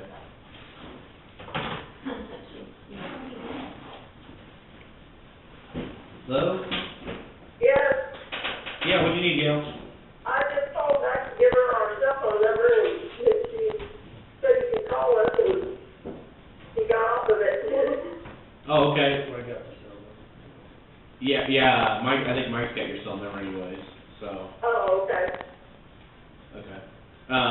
Yeah, we got Chris Chandler, our county coordinator here, so he was gonna try and give you a call back here this afternoon with, official, but since you called back in, yeah, you want Chris to? No, okay, you're good to go, go ahead and order that, those amounts that you talked about on the gas and the propane. Okay. On both of them. Yes. Okay. All right. Any more? Thank you. Okay, how's everything going out there? Going good. We've got hunters out there. We're keeping track of it. Oh, I didn't know we had hunting out there. Huh? We got a couple of guys out here trapping. One, we keep trying to keep track of him because we're thinking he's trapping on an area of the lake he's not supposed to be. But we haven't been able to catch him out there and we haven't seen the trap. We caught him once, but he said he wasn't trapping in that area. You guys ever call like Kansas Wildlife and Parks on stuff like that, or On what? when people are doing illegal trapping? Yeah. Okay. We've had, last year we had some, Phone number. guys come out trying to the wildlife guy, I don't know where he was, he was gone, and the guys took off when they came in, over there. For now. They shot at a deer, we was outside at Thanksgiving, and, they shot at a deer, and we called the sheriff's department when we couldn't get a hold of any wildlife, and, but they took off when they, right after they did, they heard them start up the truck to go across the lake from us. Okay. Yeah, it sounded like it was on our property. I didn't know we had, I knew, you know, wildlife and park phases officially, but there, I didn't realize that we had those. But if they're illegal hunting, I think you're supposed to contact them, right? You know, guns, they're guns, they're not no gun. Yeah. Yeah, anybody that hunts out there's gotta get a hold of us, and we write out a permission form on each, No, I don't think, take down their tag and their name and stuff like that, so we can keep track of who's out there and who isn't, and that way we, you know, can let them know the rules of where they can hunt, and, when anybody's out there camping or out there at all, they're not supposed to be hunting. Is this something that happened? yeah, is this something that's been going on for a while? Because I didn't realize we allowed hunting out on the county lake. Since we've been out there, and I guess they did before then. Yeah, we got signs up. We got signs we put up, it changes, March 1st, we put up the no hunting signs, and then November 1st, we switch it to the hunting with permission only signs. Do we have a resolution on that? That's what the commission first, they wasn't gonna do it when we first started there, and then they changed it to this. We'll have to check and make sure this. Yeah, we're gonna have to check and make sure there's a resolution for that on hunting, because if there isn't, then we can't have any hunting period out there. Okay. We got, It's a big liability factor. yeah, it's a huge liability. That's probably, We'll check. Yeah, so they're not supposed to use any kind of high power, and, the ones that was deer hunting that time, we did catch them. You know, they were using a high power to do that, because that's all they use to get a deer or a black powder. And they're not supposed to have any, lines or the tree stands or anything like that. somebody walking around the park. Or driving. Yeah, and some of the neighbors are complaining about the tracks because of their dogs getting down in there. One of ours had gotten in the trap. But it helps keep the beaver out, but we can always just have somebody come in specifically for that if they get out of hand again. Okay. I think Pat Henderson's gonna research and see if we've got a resolution on hunting. I don't, none of us know if there is one. It was news to me that we allowed hunting. I didn't realize it was. So do we switch the signs back to no hunting, or until he finds out, or? Well, it's, resolution 1075, looks like we allow it. Whereas it is the desire of the Board of County Commissioners of Atchison County, Kansas to permit hunting on Atchison County property commonly known as the Atchison County Lake. Now therefore be it resolved by the Board of County Commissioners of Atchison County, Kansas, that hunting is permitted on the Atchison County property commonly known as the Atchison County Lake, adopted and passed by the Board of Commissioners of Atchison County, Kansas, this third day of November 1989.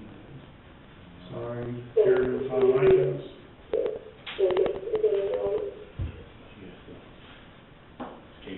can always rescind it. Yeah.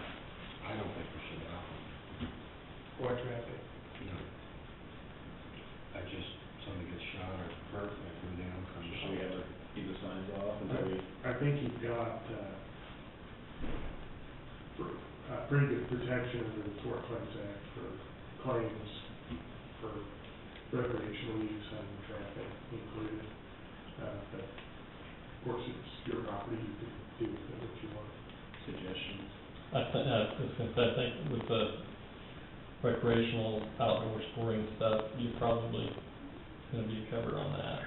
What But about? you probably have to have posted up there too, that, Right. Seems to me we ought to at least have some permissioning going on. She said they have to come back. What's your permission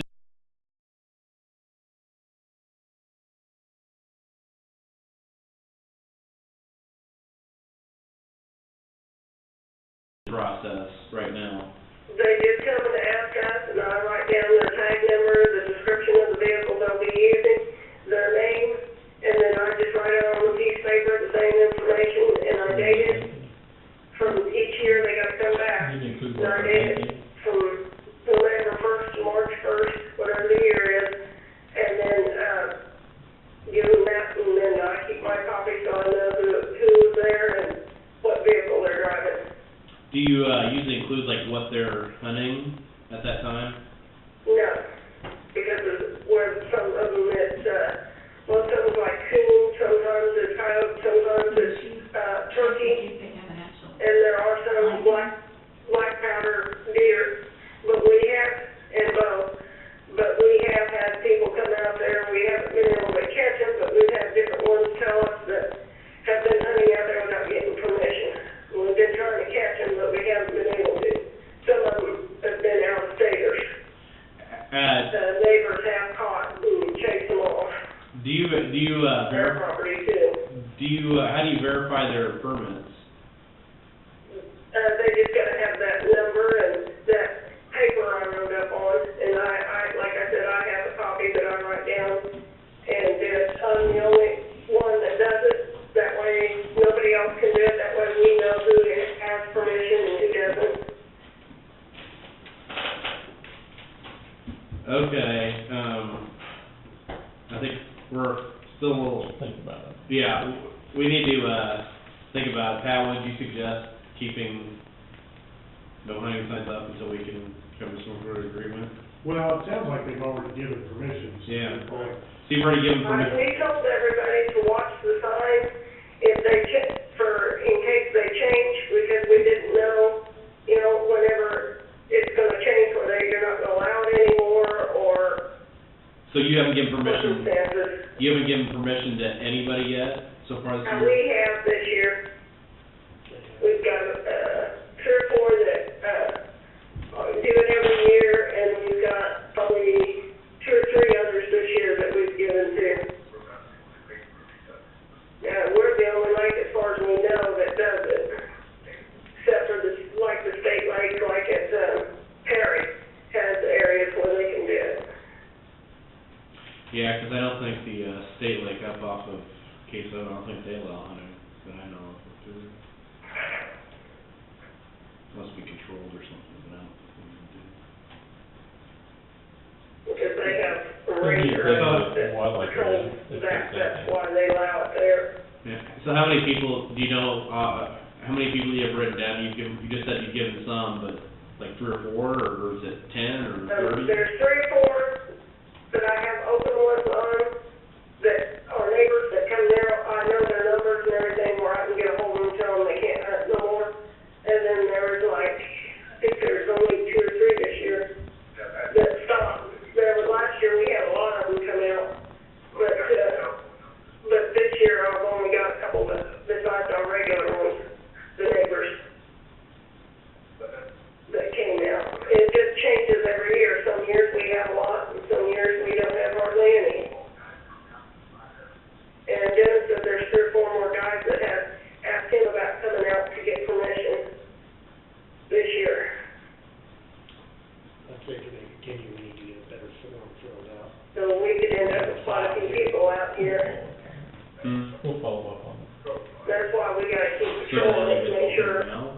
they're not hunting, illegal if we can catch them, or that nobody's out there when they're hunting and stuff. That's up to you. I mean, that's a policy decision. Well, I know, but now, like, between now and, Changing it after, the day before the season opens. I know. For people you give permission to seems a little. You're not doing any high-powered rifle though. Huh? The only rifle you're allowing is black powders, from what it sounds like. Because you're not allowing high-power rifle. yeah, you said no high-power rifles, is that correct? Yeah, no high powers. So for deer, And you if just do we white did away and with black the hunting, cover. it'd be a lot easier for the game warden. He would have to get a hold of us, they did, you know, make sure that confirm that they did have permission or anything. They would know right away they weren't allowed to hunt. So, it's got positives and negatives each way. Okay. I think for now, you know, for now, we need to probably get some sort of, probably a slightly better, you know, permission slip and tracking system, but, we'll follow back up with you, on this, but I'd say for now, we stay the course as far as allowing people, you know, to continue to hunt, but, Under those conditions. yeah, under those conditions. Okay, so go ahead and let them for right now. We definitely need to, you know, have some sort of verification too on those permits or something. I think that'd probably be good. You know, because we never checked and see if they have, hunting license or anything. That's not something we're supposed to do. We wouldn't know what they to do on it anyway.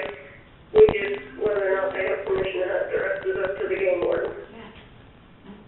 To make sure they're legal and everything on that part of it. It never makes sense to game warden. Yeah. We need to have verification they got hunting permit. Yeah, We want to have hunting permit. But you know, like if it's your owner, I mean, you would have to do a written permission. I think there's a form. Is there, Is there a form?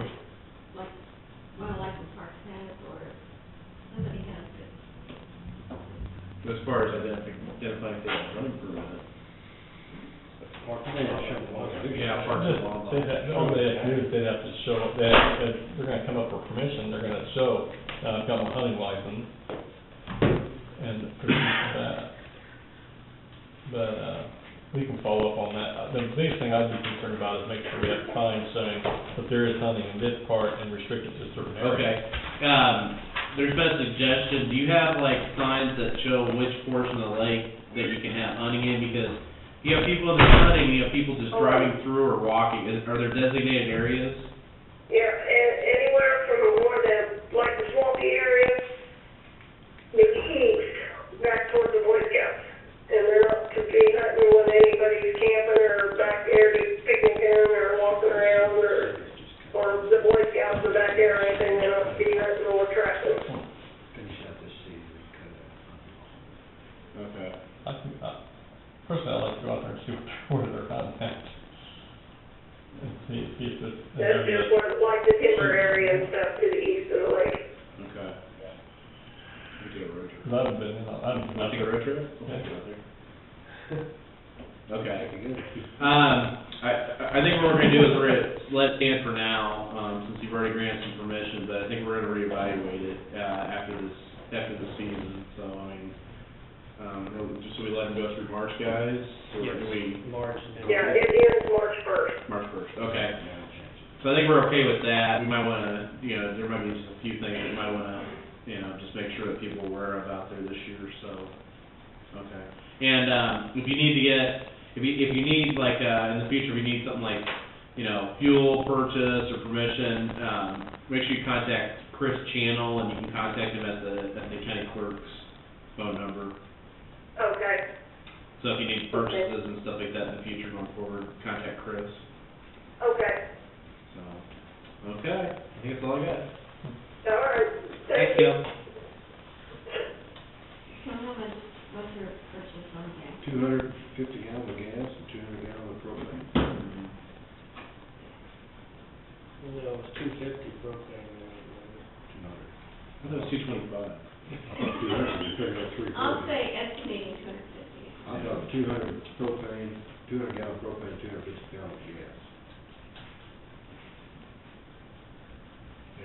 I know the gas is more Yes. required than what the propane was. Yeah. Okay, no matter But we'll go out, I wanna go out and check out the county lake and see Well, you can what check it's the up dumpster to. out when you're out there too. Okay. That's another thing. Yeah, that's actually pretty good, if you're busy this afternoon. That's probably something that we need to probably address and get fairly effective, so it's, So I might go out and get my permission before it's repealed. Well, I think Chase has talked with Martin about it, I think. We're talking about the dumpster at the lake, the roll-off. Yeah, I mentioned it, that we're not really interested in renewing it. you don't offer it, does it affect the contract? That's what I wonder. Because April's when we renew, I think. Right. And that also is for the Effingham transfer station as well. I'm actually going to get a hold of Martin's and see if they want to come up next Tuesday and we can discuss it because, Jeff won't be here. Are we going next week? okay. Do the 17th. Just to let them know, what we're planning, and if they can come up with any kind of alternatives.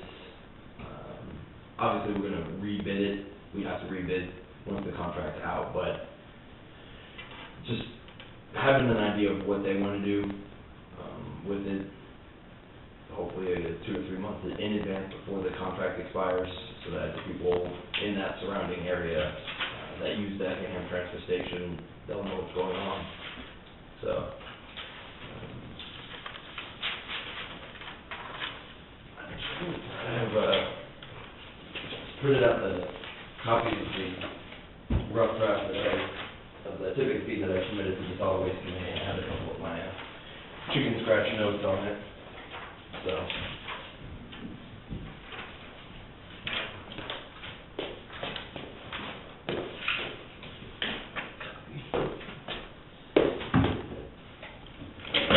So, we did the wording, $17.50 per half ton, 1,000 pounds for C&D and municipal solid waste and commingled recyclables, which is the same thing as the $35 a ton. It just simplifies everything for the self-haul as well, to be included in that. And then the $12.50 per ton of City of Atchison solid waste. And they, one of the questions that we did have was whether or not that $12.50 applies to any municipal service, assuming, Muskota passes that threshold, do they get charged $12.50? If Effingham ever got a city service, do they get charged the committee's recommendation is that applies solely to the City of Atchison, just because it's a one-year agreement, so they agree that it only applies to them. So, that's how we worded the two rates, and then we also, they wanted a higher amount, $75 a ton, for out-of-county C&D, something that's almost prohibitive. We still accept it if somebody really, really wanted to use it, but at a price that, It's basically to deter or discourage, I should say. right. Why would we have a higher one for out-of-county municipal solid waste too? Well, that was the debate, was if out-of-county C&D was the only thing that we were going to be accepting. If we could accept out-of-county municipal solid waste at a different rate, but do we want to is the question. Do we want to open up? Well, how much would you need to take in at that rate? I mean, that's higher than anybody. Well, that's $75 for C&D. Yeah, I mean, I personally wouldn't mind having an out-of-county municipal waste fee of something like $50. I mean, that, because neighboring counties are lower than that. I mean, and if somebody does bring a load in, it's not gonna cost us any more than it probably, actually, they'll make $15 a ton, basically. Because your labor force and infrastructure's already there. I really think you ought to have something there, because somebody makes a trip down there, I mean, I'd rather have it so that they can dump and pay a fee rather than say, well, we're not taking it and send you on somewhere else. I don't know what you guys think. I don't think you're gonna see that much. well, at $50 a ton, your rate is higher than everybody else's. So you're not exactly inviting a flood of out-of-town trash. But if it had happened, somebody would know, you have a rate. It's because of our expenses, Exactly. plus some. Plus some. Yeah, I'm fine with that. I think 50 is reasonable.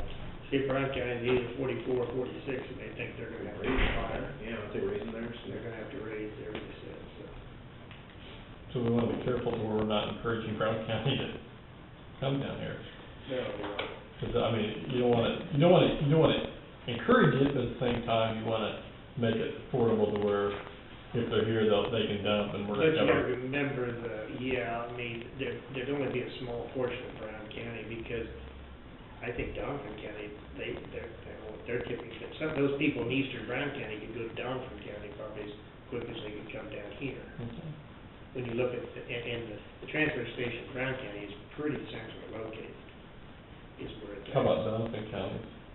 Duncan Balls runs it, and I don't know what they have for tipping fee, but, or what they have, what kind of fee structure they've got. Where's theirs located at? Elwood, Wapena, somewhere around Wapena. it's around Wapena.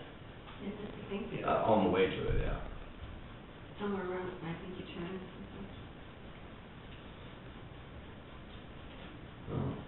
I thought it was on the east side, west side. Could be. I was thinking, most of them try to get fairly centrally located if they can, but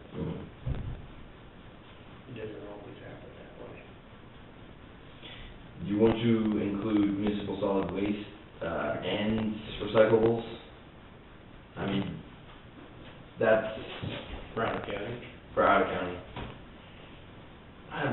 I can't really think of an instance where somebody would haul their single stream recyclables.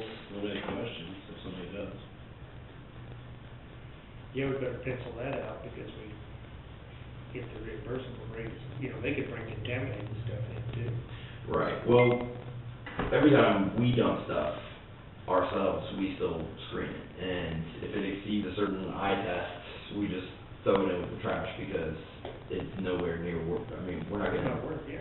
It would, if you get charged if you get rejected, it's gonna cost 2.5 times what it does to accept it, so it's just much smarter to just throw it away, instead of having our people pick through it, and just pay the $30.90 and No, get it I out like here. that, I appreciate that, because I'm still questioning, the responsible thing I know is to recycle, but under our present agreement, it's not a money-making, it's nothing, and I'm not saying it should be a money-making, there's not even a break even. Right.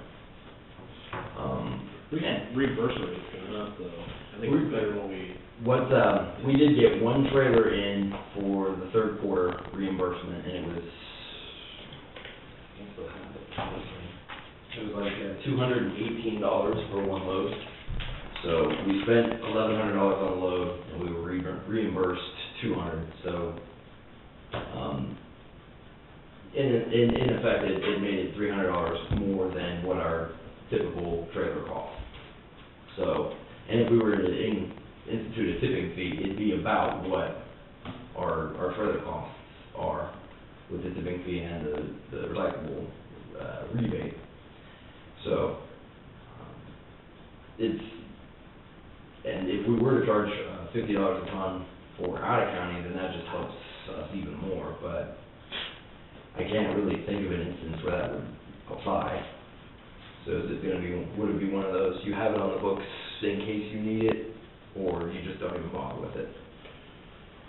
Press out of the books in case you need it, I would assume.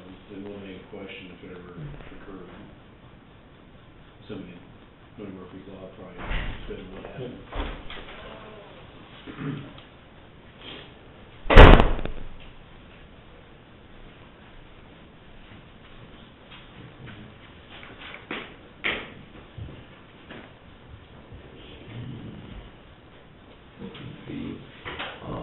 We did want to do, see if we could go 6 months in to see if that 1,000 pounds is a little too high of a threshold or just right, as far as what we charge for self-haul. Well, going the first year, and you're gonna be hopefully monitored a lot, and I know a lot of people even complain when they have, a bag or two, they're gonna have to weigh. I guess I'm not that concerned about that this year, but as we approach towards the end of the year, if we have to implement a new policy on that to help recover costs, because somebody's trying to, too many people are trying to get, there's gonna be somebody's gonna game the system some way. But the other thing I'm wondering is, we need to look at possibility of if we have a little portable scale sitting right there, if somebody's gonna back in there with 2 sacks, if it's sacked up trash, and they have a car, rather than weighing, that they can just go right on the back end, and if you wanna weigh it, just so we know what we got, if you have little portable scales there to weigh the stuff and record it. You got the manpower. Right. Well, and we do have the 40-yard roll-off right there. Because otherwise, you're gonna run that car across the scales twice, and you're gonna slow traffic up. Mm. On a busy day, you could cause chaos. On a non-busy day, it may not be that big of an issue, but. Well, so far, it wouldn't necessarily be that big of an issue, and especially if you can just look at, okay, you have a couple trash bags, we're not gonna get tear weight for you, you're well underneath, because we are getting an idea of what 1,000 pounds look like in terms of regular, municipal solid waste, what does it look like in C&D, what does it look like in recyclables, what 1,000 pounds looks like, and really, it's conceivable that a car may be able to haul 1,000 pounds out, but it will look pretty suspicious. It'll look pretty obvious if, a compact car comes out hauling 1,000 pounds. Which raises the question, do we even screen cars? Or do we just let them go and just... I thought we were weighing them out, we had preset weights or something like that. So going out, they wouldn't have to weigh out. Right. Well, and we'll also, we have a lot of recurring customers, people that we already know, so we could get their own separate tear weight for that particular person, but for the most part, people that self-haul are only hauling maybe 100 pounds, and they're well underneath, and it's not hard to screen them out, and either get preset vehicle weights for the type of vehicle, or just looking at the payload. It's not really that difficult, but we will, for the first year, want to have them come across the scales, just so we can get more information. Because every time we come across the scales, we'll be able to at least get a car count, get, what our workload volume looks like, when we're busiest. Well, my personal opinion, and I appreciate that, this is the most data collected we've done on this particular project that since the thing's been going for 20 years. And at the same token, I don't want to overburden some of these people with only 1 or 2 bags. I mean, I'd sure like for us at the end of the second or third month, if we're beginning to see issues out there with traffic control on that, then I think we need to readdress that policy, whether we have to weigh them across the scales or whether we can weigh them, get portable scales and weigh them inside.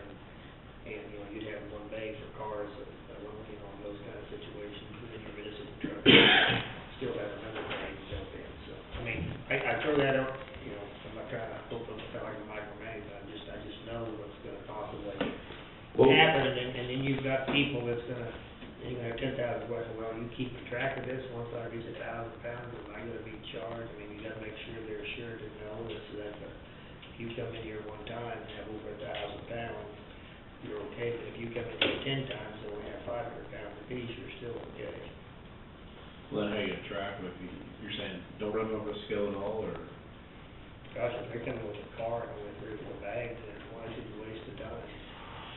Well, I think he's asking, like, what if they exceed 1,000 pounds? Well, I mean, it'd be pretty obvious, the car would be riding, car... No, I mean, like, if you took it multiple times during the month, that's what I'm saying. I don't think you're gonna have anybody carrying in 1,000 pounds. Oh, no. Like, if you come in multiple times during the month, if you're running like how do they know about, like, just say there's another service like Bays? And here again, I mean, I'm saying, maybe give it 3 months and watch how that works. Oh, yeah. I'm not saying Okay, I it see starts what you're that way. I'm saying, if we start seeing traffic problems and you get complaints there, that we may have to readdress that, issue and stuff. I think what'll happen is say, okay, we're talking cars, and next thing you know, you got a pickup out there with 2 bags. The next time he comes with 5 bags, and they're going right around this line of trucks, we're gonna say, We're not talking about trucks, we're talking about cars. It's pretty hard to hide in the cars. Trucks, pickups, I still make them money. Well, they only got 2 bags. Well, if we, People hauling cars, do they haul their trash in cars? I some people do. Really? I only have one I bag. do once in a while. Here, Tom will be hauling that for you. I brought one bag out Saturday, that's it. Did you burn anything else? Pauline's waiting for us to put a dumpster down by Cummings. I am. If we're gonna have one at the county lake, we'll have one down there I too. think we ought to. Or I'll just set mine out here. Well, even if we did, You get a dumpster, just pay the $60 a month, what we want. Yeah, that is true. well, just to give you an idea of traffic flow, if we did 200 cars in a day, that still comes out to 1 car every 2.5 minutes. Which, if you have to just drive onto a scale and drive off, we should be able to screen which ones we do need to have come back onto the scale and which ones can just, okay, you're screened out. The biggest thing is within the first couple months, we would like to have every vehicle come across just so we know Who's coming? who's coming, how often they come, and just to keep it consistent. Because So are you recording these people's, information? what we're trying to do in the next, Are you screening car tag? I mean, is, with the companies that are gonna be consistently hauling out there, we're trying to get all their billing information and all their fleet information. the big thing, you know, but I'm talking about is, and maybe we're trying to be pretty minute, but I mean, you know, just so we're not getting Missouri, you know, because we're not very far from Missouri, you know. Well, the idea is that there will be the floor operator does have a clipboard that will, if somebody comes across and they, pass the eye test or their weight is kind of exceeding our threshold of, okay, we are gonna need your tear weight, when they come down, we can radio it down and say, can you get, this gray car holding the trailer, can you get his tags, and if the guy's willing to fill out or we're gonna have the person have billing information, so that if they're gonna consistently bring their stuff out, then we do need to set up an account for them. But for the most part, But you're not gonna be the person that keeps bringing 2-3 bags at a time, you're not No. gonna set up an account for them. It's only those people that exceed that threshold the first time. and really what I see is the only people that would conceivably bring out more than 1,000 pounds are people that have that waste as part of a business, as part of a commercial endeavor. Well, they're cleaning something out. They're cleaning something out. If they're cleaning out a property, you can easily. Right, if they're cleaning something out, but even then, we weighed a couple couches and it still didn't come to 1,000 pounds. So, I mean, that's a pretty lofty threshold, and for you to consistently bring 1,000 pounds out, that, if you're a private citizen that's just cleaning somebody's house out, then just pay the one-time $17.50 to get rid of everything. Wasn't there a question on some of these people that own apartments, that if somebody's evacuating, they're cleaning it out, that is the same as a household, do they, and even though their commercial business truck brought it out, do they get charged? The commercial business will be the one that gets the bill, the invoice. Because they're the ones that are cleaning it out, I mean, I had a question from DeWare Apartments, and he was, okay, so, I told him, as part of your company, if you bring trash out, then you'll be the one that gets the invoice for it, regardless of whose address it is, if you wanna pass that cost on, then that's well within your. That's true, that can be figured in. Well, they're probably building in, that's why Well, it's a little landlords have a deposit, and they don't return deposits, they have to clean out the house. Well, Right. it's similar to your construction, Right, when you damages. tear out something, they charge you to haul the C&D off, and Mhm. here for years, we haven't charged for C&D, so they're pocketing quite a bit of money. They could possibly pocket more Mhm. money on that, so. So, So you hold a deposit for damages. Well, yeah, I mean, that's valid, there's nothing wrong with that, so, we just ask for questions, so. well, and the city also has a special pickups. If somebody within the city of Atchison has what they so affectionately call a curb on it, where they're just cleaning everything out of the house and put it on the curb, the city service currently picks that up just as normal, or you can schedule a, special pickups. I mean, there are other options, it's just, if it's as a part of a business, then you'll just get the bill. And it's, I think $17.50 to get rid of 1,000 pounds of trash, so. At the end of the day, you'd think. We take our clothes to get to 1,000 pounds. Second card.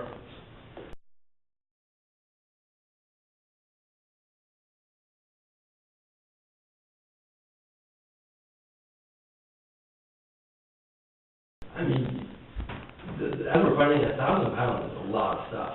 It really is. It is. And so maybe after a year, we amend it to 500 pounds if we start getting everything down to a science. But that's neither here nor there. We're just saying,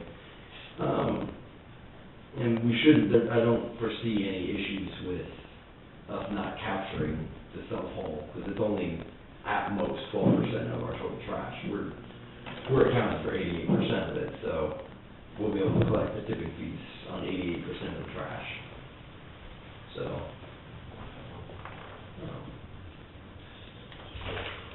And one thing I didn't put in there,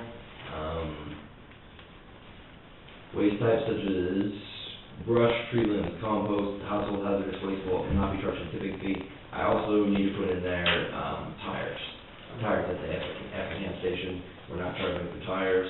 Until, but see, nothing's mentioned about that station. Mm.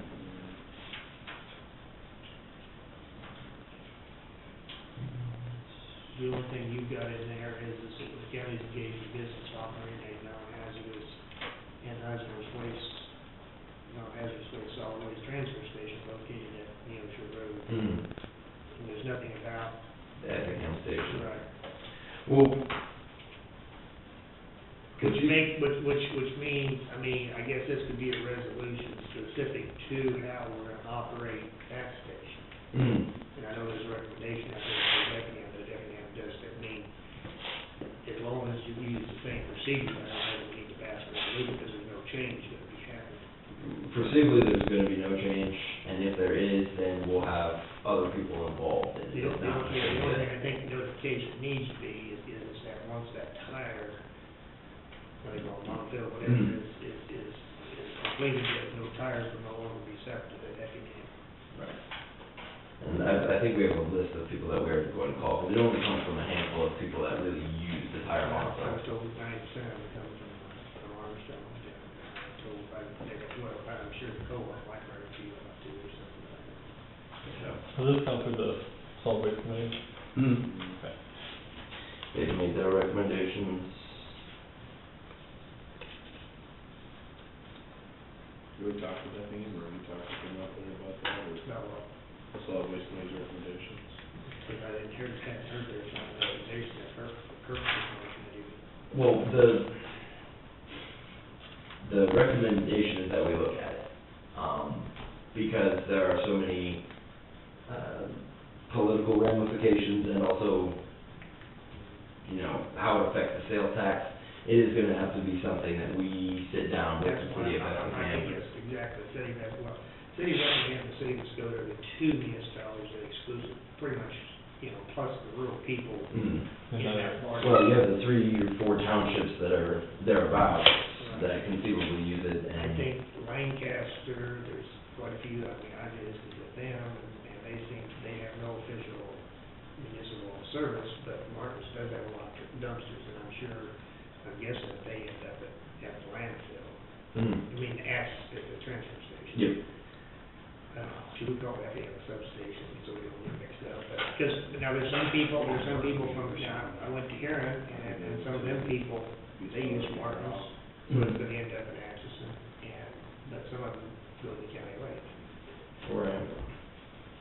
You think Martin would be interested in Effingham? I think that's something we just talk to and see what the deal is, Mhm. go from there. The And two- I really think that can be resolved, I mean, no more it costs to run that station, I mean, two times a day, that we can readdress the sales tax portion, so, Mm. and address that, if they truly wanna keep it open. I mean, I think the burden's gonna be on those 3 townships, and, which the county is in charge of their money, Mm. and, and then the city of Muskogee and the city of, Effingham. As long as Lancaster pays 100%, they're safe. I mean, I think they can go wherever they want to go. Mhm. And I think we had it kind of figured up one time, what it would take To get rid of the loads, which we're paying, $130 a load, and we're doing, because I think, you know, when you look at the city of Ashland and how they address the solid waste issue, you know, the county's currently paying those contracts for the hauling and stuff, and Effingham, that the city itself isn't getting any benefit out of it, and that's, they keep pointing that, so if everybody's paying their fair share, an equal share to the current solid waste, and that the Ashland transfer station, and if the municipalities out in the area are willing to pick up the difference for the Effingham, to where it's not really costing the general county that much, and they can use their sales tax dollars to cover it, then there's no argument from the city, you know, how the city spend their sales tax dollars. And so it's just a matter of finalizing those numbers, because I think we've gotten pretty close. we're still waiting on, I have the file up to this month. We're still waiting on the invoice from Martin's for that month.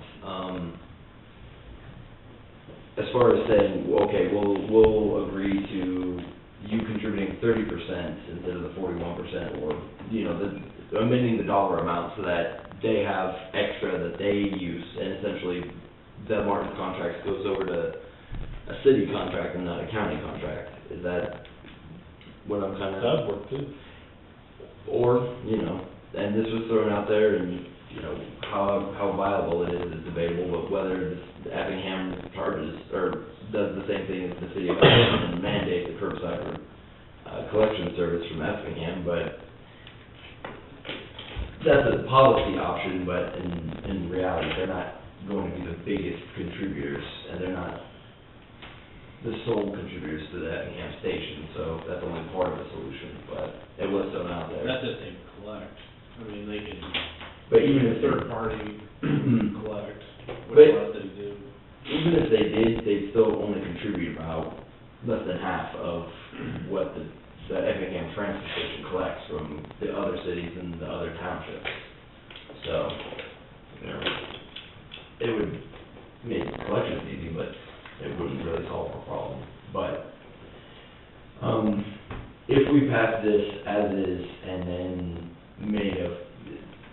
if we needed to address the Effingham station, if the county's gonna continue to run it and it just be part of the sales tax agreement or something. Well, I think we got, sure, 6 months, you know, by the time we start doing budgeting next year, that's when we have to address the future. Mhm. You know, or if and when Martin's contract, I mean, if and when Martin's contract is up, you need to address it then at that point in terms of, you probably can, if you bid it, it has to be the understanding that is yes, we will pay so much as long as the station is open. Hmm. Well, really all it is roll-off rental. It's still a county facility, it's still ran by county employees, it's just who we're gonna pay to pick up a roll-off. So, and if we did wanna do that, then I see what you're saying. I mean, And the other thing, you know, we'll be finding out too a little bit, I mean, the volume there might pick up a little bit if the county lake, it'd be safe to assume that, yeah. I mean, if they may not. I mean, I've talked to 2 or 3 people up there, and they just said, well, they're gonna get their burn barrels back out, and start burning, which, I said, that's what we do with anything. Yeah. Well, I mean, if there was no change, and everybody just took that trash all the way to the Effingham station, it'd still be a $30,000 contract, plus what it would cost us to haul it out of here in tonnage, in terms of tonnage, which came out to like 52,000, all said and done, between County Lake and 12,000, or 22,000 in, tipping fee, or the $30.90 tonnage would have costed for us to haul it out. So, if we did get rid of the County Lake, you could see some reductions, I mean, the sales tax conceivably could cover it from the other cities if they just agree to pay for it themselves, or we stipulate that their money goes to paying for that and the city goes to paying for it. I mean, we talked about that, but that's a little tedious. One idea is the city taking what like that contract to haul it in. Right, so if we just stipulated that their sales tax money pays for salaries and this, and we divvy up whose sales tax money goes to what, or pay for it in proportions. There's, if you just get away from the state's formula, how they distribute this sales tax money and stuff, you can get a pretty good idea if you, based on population and valuation as to how much sales tax is attributed to each. I mean, we can break it down to townships, we can break it down to municipalities, really easy. And then you can get a pretty good idea of what that contribution should be to run the FHA station. Well, the townships are included in the state formula. That's right, that's the fallacy of the formula. Well, okay. That's what I'm saying, that's the fallacy, that's another one of the state stupid deals that we're not recognized out in the townships. And we are consumers. Right. We don't get credit for the sales tax per se, or double credited like the municipalities do. See, I feel that municipalities shouldn't get anything. I think if it's a county sales tax, it should go to the county, period. I'll second that. In my opinion. I'll second that motion. Well, I mean, that's to me, I mean, you see the word, a county sales tax for county, because we're gonna provide service for everybody in the county. Does the city provide the county any share of a city sales tax, even though everybody, the city is 100% in the county? Yeah, that's my argument too. It directly has an effect on the property, you know, anytime you use sales tax money, you're gonna lower the property tax, or you should, if you're being responsible. And that's my argument. I agree 100% with you, but that's not the way. And when you deal with the politics of people, when the small communities and the rural people are outnumbered by the municipalities set those formulas. That's what we dealt with, so. And it's not getting any better, is it?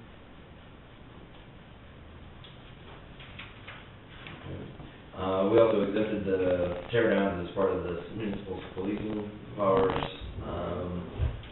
And the very last couple lines on the first page, it says the transfer station will have the discretion to charge any private business or resident whose aggregate usage warrants being charged an applicable rate.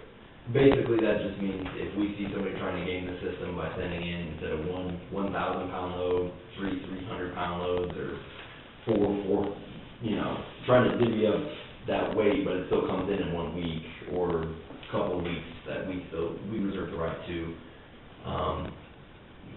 I don't like that as the policy. I mean, I understand the implementation, that's the way it would be, but the policy should be that aggregate weights is what matters, aggregates are what matters. And, I mean, obviously, everybody's going to use their discretion in implementing it, but you get into an argument with somebody who says, well, why are you using your discretion on these like that? And I don't think it should be in the policy, in the resolution, that's, there's discretion given to non-elected personnel to make the determination about it, So we are taking brush and tree limbs, is that right? But they have their own separate burn pile compost pile. I mean, we would not really charge a resident. I mean, as we said, 1,000 pounds is kind of a high threshold to meet, but for a business, if they did want to try and get around the 1,000 pound rate, it wouldn't be very hard to, instead of hauling something out in one batch, you haul it out and you break up the loads into 3. Technically, you're going to be under that 1,000 pounds, but you are going to exceed what is normal usage. So, I don't know if, we just put that in there because if we do observe it, it is something that needs to be addressed, because if somebody's trying to purposely get around. So walk me through the process. I come out to the transfer station, I drive up on the scale. What's the next step? We have an intercom out there. Okay. And depending on if you are a self-hauler or if you're a commercial business. If you're a commercial business, we should have your own account with the fleet and all the vehicle numbers and everything on there. So you drive up, we know what vehicle you are, and you have your preset tear, so we have your gross weight, we have your preset, we have your load, you can take your ticket and just drive off. That's gonna be pretty straightforward. It's for, Death and Bob Martin, City of Atchison, it's gonna be, we're gonna significantly speed up the process for them. If you are a self-hauler, you drive up to the intercom, and if you're a car, we'll look at the weight, and we have KDOT diagrams that says what this car should weigh empty, and then, if we can't see anything, then we'll just have that person go off, and you can put on the software that you get no tear, and that's what it is. It just. Should you verify at that point if they're a county or a resident? We can, as they drive down, we can, and everyone's trying to look for tags. I mean, because we did notice a Johnson County tag that brought 3 loads of stuff out, and we asked them, and they had sufficient paperwork, so it doesn't occur that often, but we do have people, it's already part of the operations, is to look for out-of-county tags. What is an out-of-county construction worker or company doing work in Atchison County? If the origin of the trash is in Atchison County, then it's Atchison County. And, see, and we are, if it's C and D, we're charging anyway, we never have charged before. Mhm. So we're getting compensated for that. Right. Those are things that's gonna be hard to, unless you have a lie detector test out there, it's gonna be pretty hard to. Well, most of the sources of C&D are regular customers. It actually gets very easy once you're out there to see, well, that's a new truck, or that's a new business or something. I mean, it's pretty easy to detect, because you see pretty much the same trucks over and over and over. But if you're a self-hauling individual and you are pulling a trailer, you're definitely gonna get a tear weight, because trying to calculate a truck's empty weight plus a trailer's empty weight, it's just much easier to get your gross weight, have them dump, and then come back across and get your tear weight. And then if we do need to charge you something, we'll already have collected your billing information, or at least collected enough information so that if you do, we'll just let you know, okay, there's going to be a charge, this is your ticket, they can get out and grab their ticket and head off. What are you gonna do if a pickup load and a trailer load come out, and they say, well, this is from 4 different businesses in that? They're responsible for it, they become commercial haul. So whoever's. Well, they get the bill. They'll be charged all of them, it's up to them to get the money from other people. Right. When you start hauling for other people, you're a commercial hauler, Mm. the way I look at it. Well, that's the easiest way to define who pays what, is if you are hauling something other than normal residential use, or normal residential trash amount, And your own.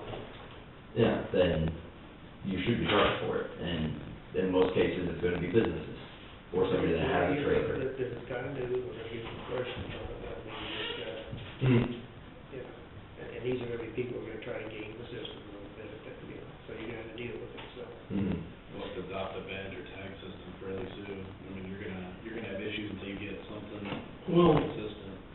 it is, for the self-hauls, until we charge a minimum, because we have the sales tax, we're not gonna charge for every load that comes out there. So, No, but your other commercials. our other commercials, they have numbers on the trucks already, and, City of Atchison comes out twice a day, sometimes 3 times a day with their packers. Yeah. Martin's, they have 4 or 5 routine drop trucks, so we'll see them once a day. I mean, you're only gonna see at most 12 packers, unlike, and then you have your special days where you have a lot of C&D coming through, because we had like 12 40-yard roll-offs come through today. But by and large, you're not gonna see a high volume of private companies, private haulers, people that have trucks that come on, either on a route or as part of a pickup service. So if we wanted to get an RFID system, we could. They have, the software is compatible, and we just need to add on another thing up in the box to do an RFID. I don't think at this point we do the volume to warrant it. But you never know. I mean, Well, I think we've covered a lot, we've done a lot here, the solid waste committee's been very instrumental, they've been very good in this.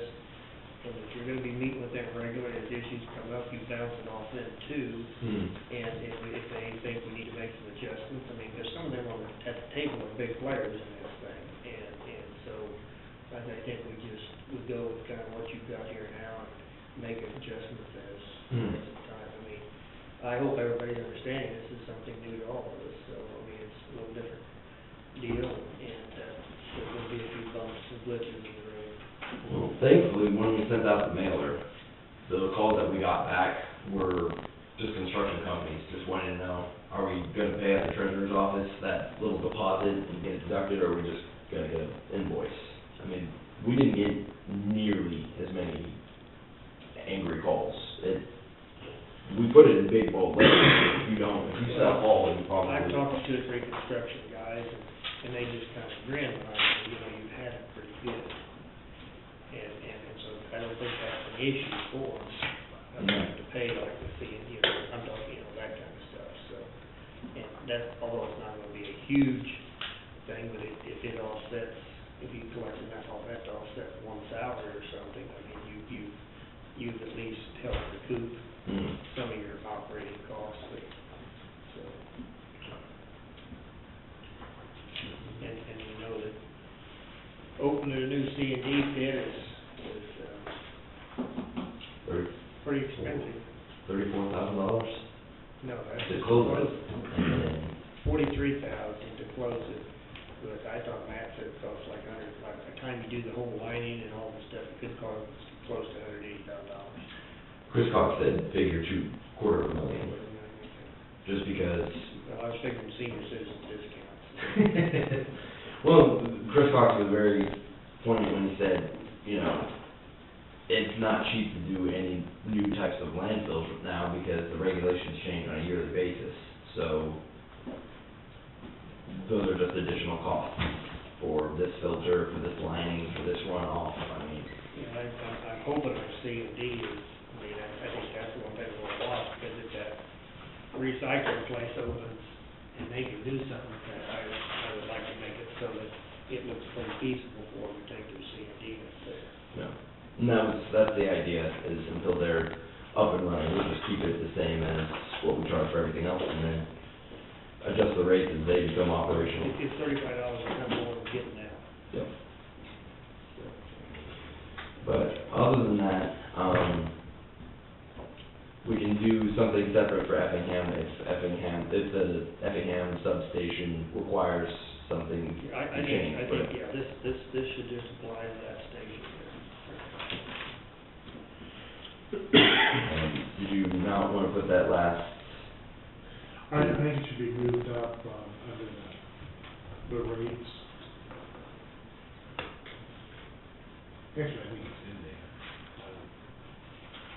I just say I'm sitting, What would you do? The last paragraph. The transfer station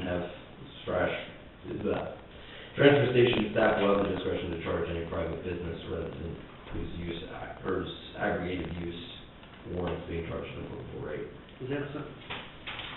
Oh, that's on here, okay, I'm okay.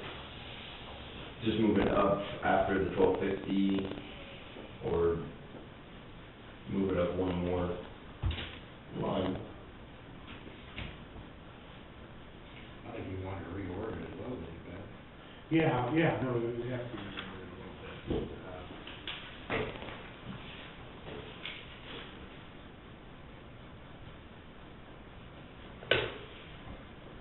Well, maybe it's okay in the paragraph where it is, but just, tell you, something along the lines of, shall be determined on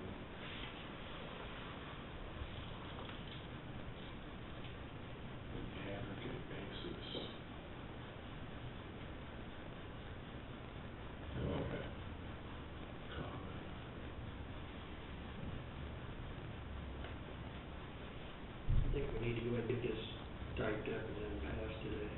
Mhm. Because Jeff will not be here Tuesday. Okay. How about just simply that, tonnage shall be determined, be it further resolved that tonnage shall be determined on an aggregate basis. Is that clear enough, or does it need another, phrase? That sounds pretty good. Well, the aggregated, it applies to everything else. Do we wanna have anything where because if somebody's questioning whether the transfer station staff can charge somebody that they deem trying to get around the rates? That's just my one concern is, do we wanna put in there, transfer station staff has the discretion to, No, I think you specifically want to take that out, that they're charged they're charged based on the weight, period. So if you bring a pound out, or if you bring 20 pounds out every day, you're 50 a day, you should charge. You're 500 a day, so I would get that. It's 50 a day, yeah.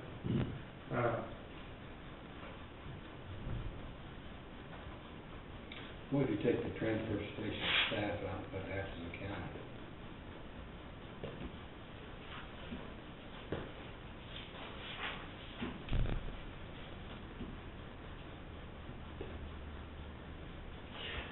the biggest issue that I see with that is if somebody has a ticket and it says 400 pounds and it has, January 2nd, and then they bring out another ticket, they get another ticket for their tonnage and it says 600 pounds. Well, they're at 1,000 right now, but it's two separate loads, and maybe if it's 2 days apart, if that becomes a recurring fee, next week we see 500 and 500. Clearly somebody is bringing enough to warrant that, to be charged that rate, but they fall just beneath those rates that we've outlined. So if somebody were to come up and we get a bill sent to them and they want to challenge the bill that, well, I didn't once bring 1,000 pounds, how are you charging me for this? And we just say. You have that latitude in there, that leeway to do that, see. Mhm.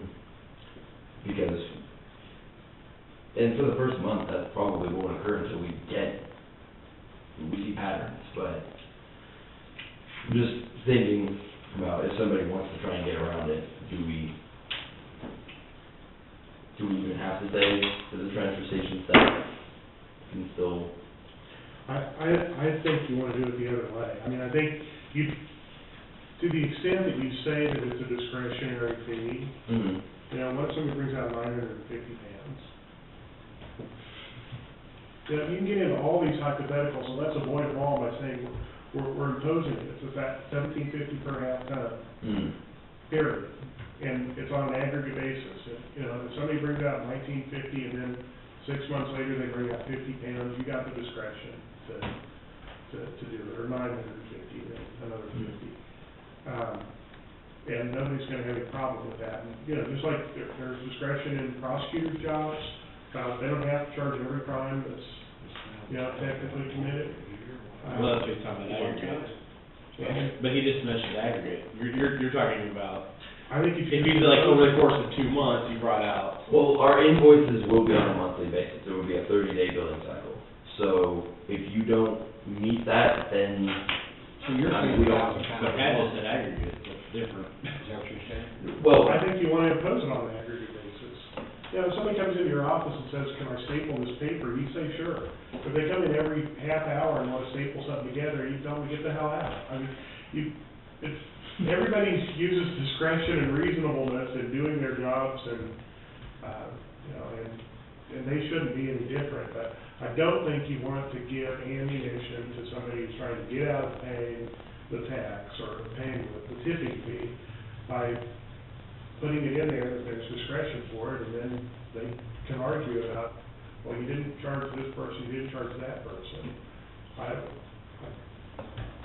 think you're gonna invite arguments by having that in there, not avoid that. okay, so just say that, okay. So you're gonna leave it now, you're gonna, If once they reach 1,000 pounds, they start paying. Yeah.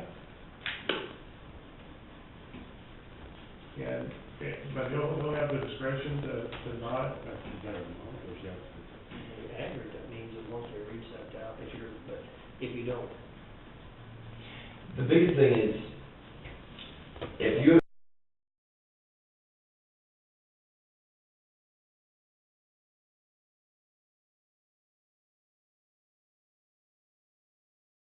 if you're a commercial business, we're gonna keep track of your stuff, just because it's going to be a recurring fee. For the self-hauling people, this is kind of what our compromise was. Will you charge something if somebody brings out their own trash that exceeds what we could deem normal use?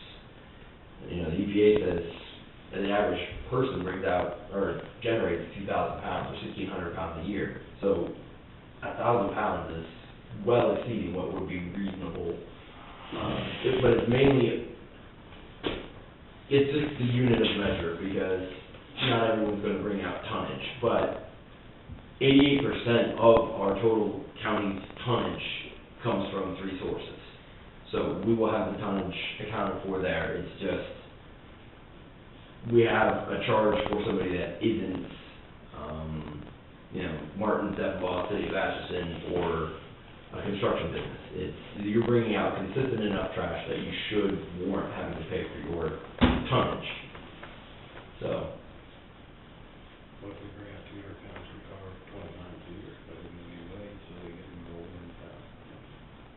Well, and the big thing is, we do see everybody that comes out there. And if we, in the first month, start seeing suspicious behavior, if we see somebody that's clearly trying to get around what we're doing, then we'll have the discretion to be able to set up an account specific to that car. And if this person doesn't want to pay it, they just want to pay Martin or something, they'll have options. And we've heard that threatened quite a bit out of there. I've heard some people go up there and dump stuff along the road anyway once in a while, and then the transfer to people, because if they go in, it's closed or something, they just dump, and they figure that the transfer station people will go pick it up, that's why they got the pickups up there. It hasn't happened as much as I thought it would, but it does happen occasionally. If somebody thought we were open, we stayed open until 5, and they came by at 5 and didn't want to haul it back, they'll just leave it at the gate. Or has anybody ever died? I mean, you could die and prosecute. You could. I told people that, they said, well, you can prosecute that. Right. I haven't seen it myself, but I do know that it does occur. So, and we have had to go to, I think it was either K7 or one of the others. We had to send out a truck to go pick up something.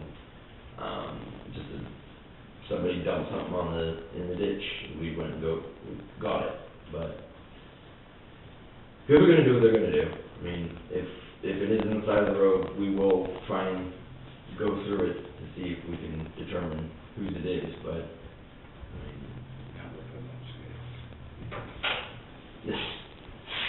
I mean, people do have a sense of humor, I guess. The only thing, I understand what Pat said on the aggregate thing, but the only thing is, that person might actually get penalized if, of course, if he gets by the first 1,000 pounds, he's only gonna pay for that, but if he's an average household person, the average household person, when they live in Effingham or whatever, Atchison, because of the sales tax supposed to be covered, they're not paying anything other than the hauling fee. how do you get away, Pauline takes her 2 bags out, you take your 2 bags out, we get away with this? We're having them come across the scale. We're having the vehicle come across the scale, but in terms of determining that 30 pounds, the biggest thing is it's also gonna serve as a counter, How are you and, gonna know I have 2 bags? No, have you looked at my trunk? no, that's just He's the got assumption. laser eyes. Well, you see what, So in other on words, the normal. that's twice? No, you're not gonna have to get a tear weight.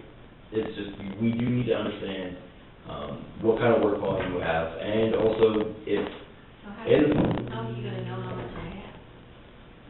well, the car can only hold so much, and if you get close, How do you know I'm bringing out trash from Whipple to the safety of the transfer system? well, Don't put me in. I mean, You not just tell it, hey, Tracy, I need to talk to you. well, it's not that big of a deal to have cars come across the scale. I mean, it's because it's drive on, drive off as opposed to what we have right now. So just requiring that all vehicles go across the scale, especially for the first, our study period, we need to have all scales just to keep it consistent and to get the information that we require to make modifications going forward, so, I've got another government advocate. okay? In the early stages, if somebody misses it, is the scales, if they're now gonna still be operational, can you go ahead and just weigh them there real quick or not? They'll stay open, but they're not legal for trade. That's the big distinction, is that the scales that we have right now, Yeah, but they can weigh a single vehicle, they're not certified, you can't. What? They're not, they gotta be certified, they're state certified. they're state certified, but there's a difference between state certified, which means that they're within an acceptable, range. Correct.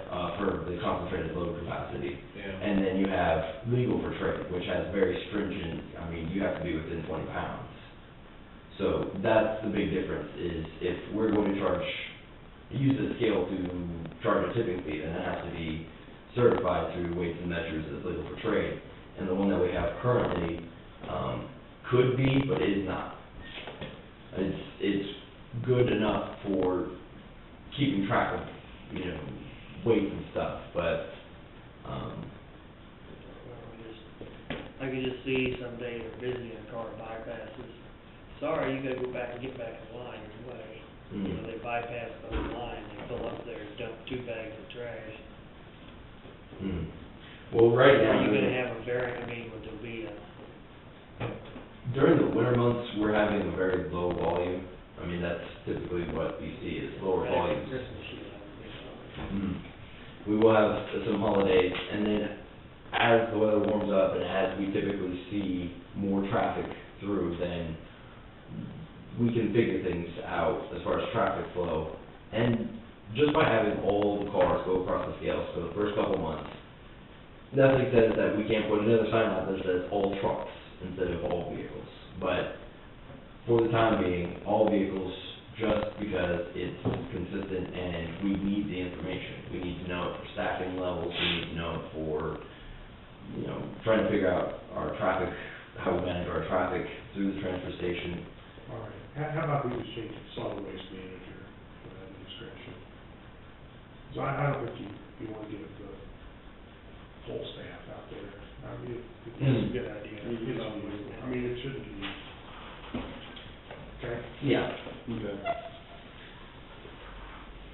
can you get these changes made and brought back? Yeah, to and you? you're upstairs Okay. and everything. Financial stuff too. No?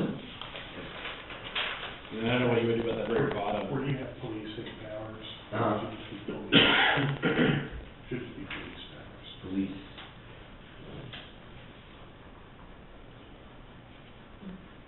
In the very bottom one, to discuss language. Oh, that, yeah, just X that out. That was for, if we wanted any other exemptions. What is this, suggest leave as is, and $75 in comparison? Those notes are nothing, right? Yeah, those, yeah. Those are just my scribbles. But you're gonna do 75 instead of 65, You right? might wanna change William H. Cole to Henry W.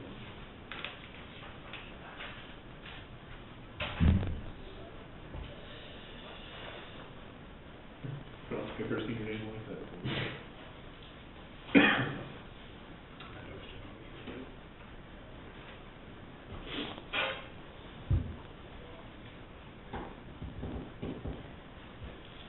So will this need to be published, Pat? Put it on the website.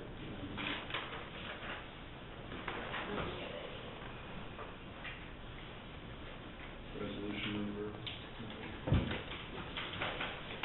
Make sure you change, it's gonna be December, Mm-hmm. it might expire. Yeah, Johnson, that's resolution number. and we need the resolution number for the interlocal agreements. I don't recall what it was. You should know, you should have it. What was the resolution number for the interlocal agreement? The, Yeah, next one.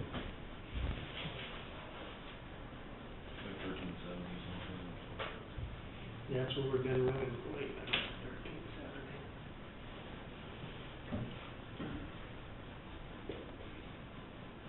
So glad we started putting the year in that resolution, that's gonna be so much easier to track.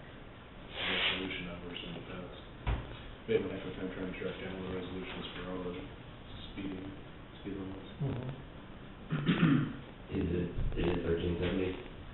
No, I think she's, I'm getting one, okay. that's not yet, 1370. Okay. Uh-huh. 1381, okay, great, Mike. Yeah. No, we were 1370, I can't remember, like 1378 or something. 1381. 1381, and then the sales tax agreement resolution number. And that was October, I wanna say 16th.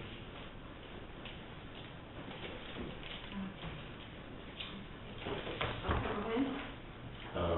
The sales tax agreement. No, well, the minute, October 22nd, according to this.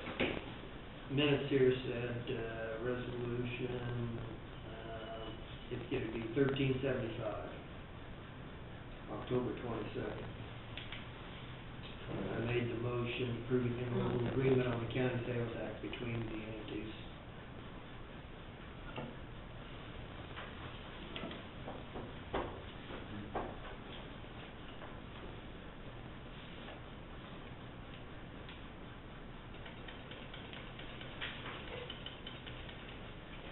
We've only got through 2013-1367 on the website. Yeah, they're not up to date. Yeah, we need to break that. I haven't had mine since, no, my state, Go. Check those out. I don't know if I have a copy of the 1375 for you, Okay. with all of the signatures. Isn't that the one that, Yeah, is that the neighborhood realization? No, no, sales tax. I have that one, I think. You do, it's right. you definitely do.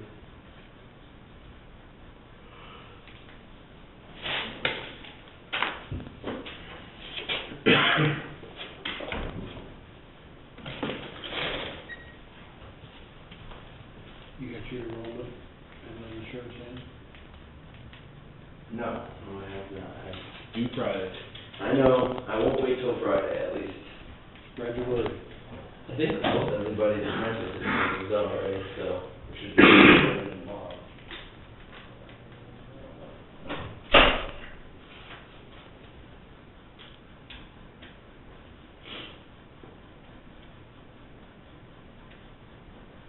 I'd say Friday, don't plan on doing anything, but going over the enrollments.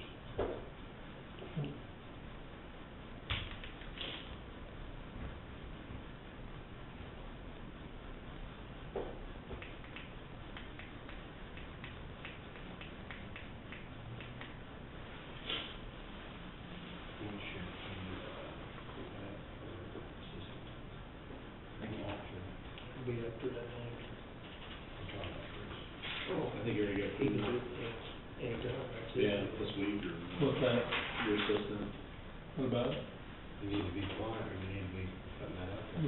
It's on, it should be going up on our website already. So I think that's to, last Friday, or last, I guess it was Wednesday night. Right before Thanksgiving. Oh, man, they got something up on taxes and rebate program up there now.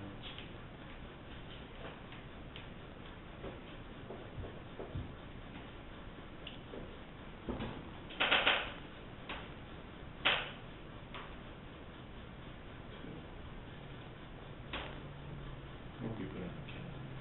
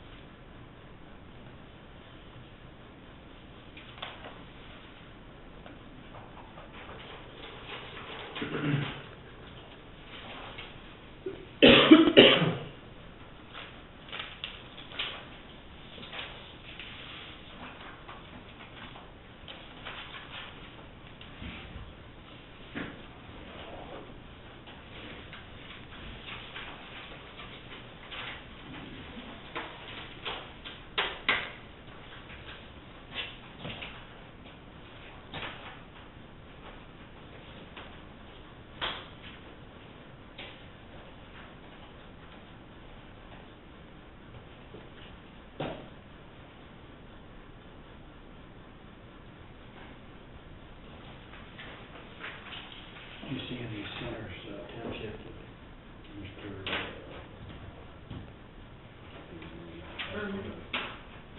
Oh, Yeah, Furman, you talked to like Mike or Todd. I talked to Mike. They have to appoint somebody and then we approve it, I think.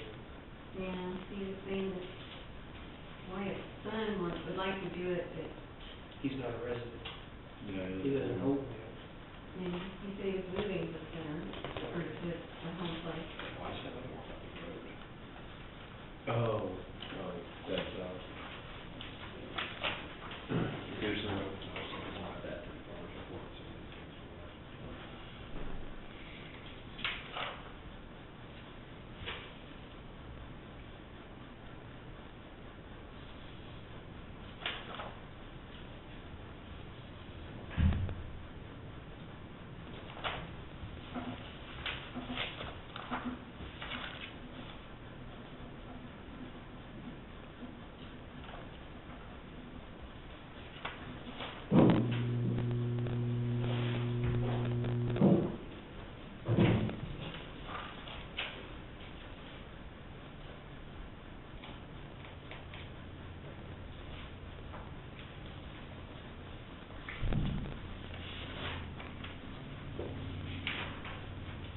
Getting back to the insurance, like Joe's budget, we raised it to 500, but that won't take care of it. So what we have to do, amend his budget, if we give him the raises. No, so that money was budget, there's still money budgeted in the employee benefits side of it. Okay, so just take it out of there. You guys going to the extension board advisory What board is it? next Tuesday evening? I'm sending it right email, I can't, I'll be out of town, I can't make it, you want me to?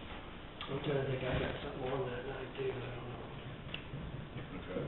Let's say, I wrote it down, so I don't know. you, I'll try to. okay. You're not sure? Not that board back in Sherman. What time is it? 6:30. Oh, yeah, the meeting's at 7. We'll have like food there, 6:30. See what you can do. 6:30 for the sandwich and soup. It would hurt you to do about that this morning. I figured, other than Jeff on the courses, so that's part of my. I usually go, I've done them. Remember last year and stuff, just. They asked for it, and I said yes and no. No, they don't do. They don't ask for the money, they just, hey, get some numbers, do it. It's just, it's a good gesture, and then you get to meet, because they'll probably have some new council members, I think. I think this was on the executive board. Yeah, 'cause they do like a nominating process, and if somebody's going off, I don't know if they're gonna take somebody out, they have to nominate and approve. Central board members. You know where it's at, Mr. Bill.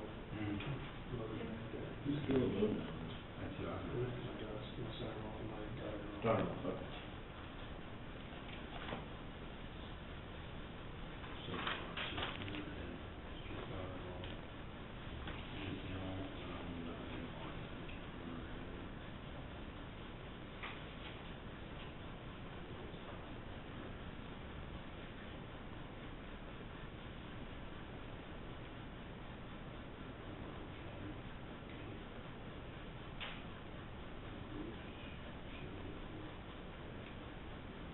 They've been saying it a long time.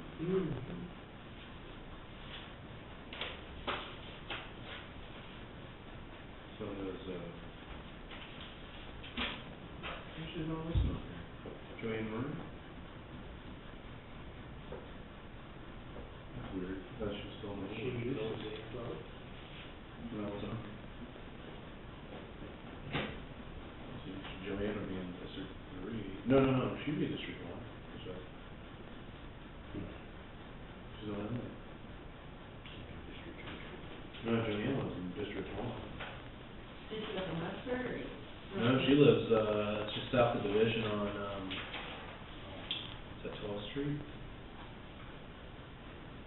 That's, Because 2 or 3 blocks south of Division on 12th Street, Joanne and Walter Murray.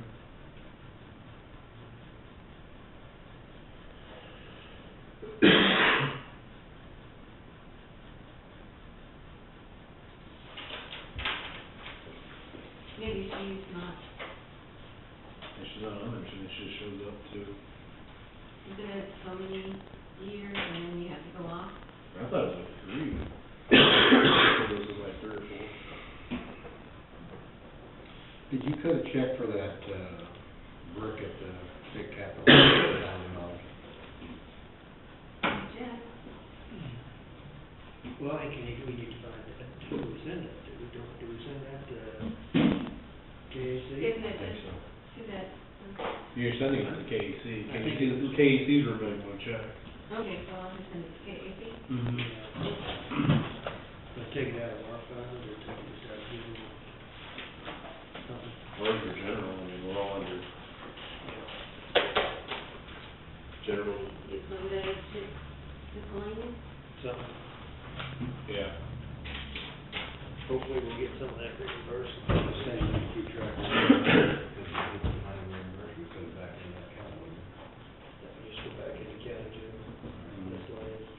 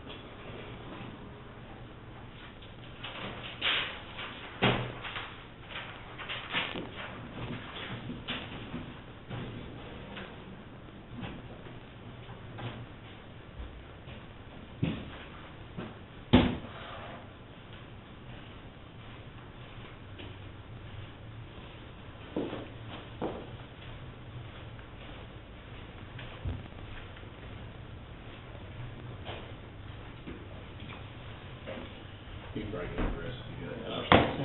We're just waiting for that resolution. What do you think? Let me know when you go to the tour. What's that? Let me know when you go see the lake.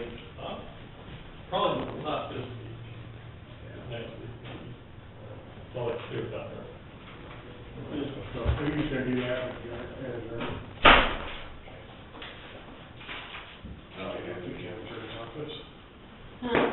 I said I have the attorney's office.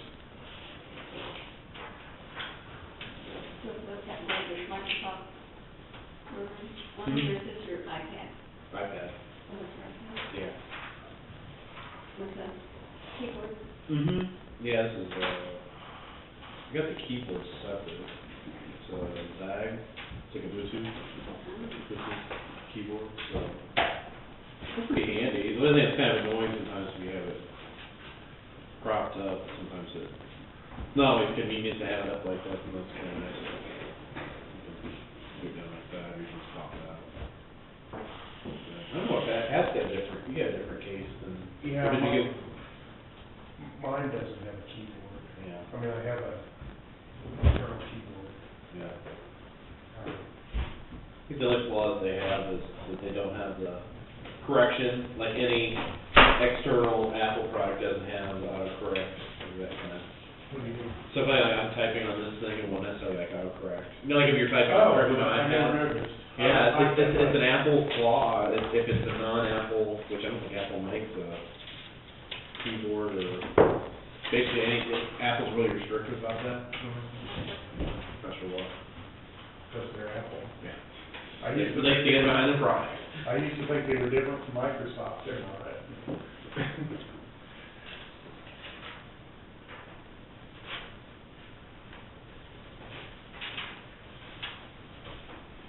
That's pretty good.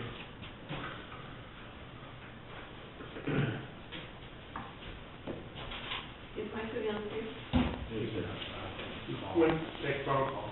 Oh. Two signatures, $108. I mean. Oh, 2 copies. We'll wait until, take a vote. I can never smoke. Mm-hmm. That's it. Push them out of the conversation. Wait till it comes back in. And then, PO for moving the gate to the side of the road, or in front of the scales. And it's for, $3,100 to, remove the posts and the concrete that's underground, and then, Can't do that. Road and bridge can't do that, how about you? they only, the auger that they have is only 1 foot and in diameter, and then the one that we need is about 2 feet. It needs to be 2 feet by 6 feet of concrete casing for both to go in. And Matt told me they didn't have an auger to do that, that we had to get somebody else. How long have I been out there now?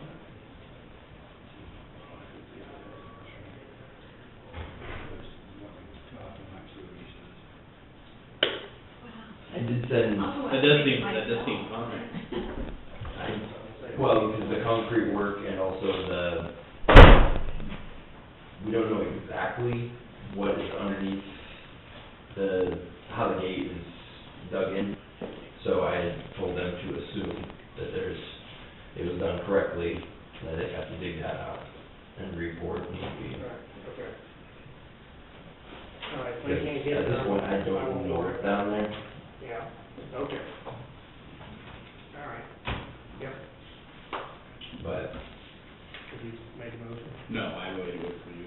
Okay, move we pass resolution 2013-13-81, establishing solid waste certificate fees at the station on Yoshua Road.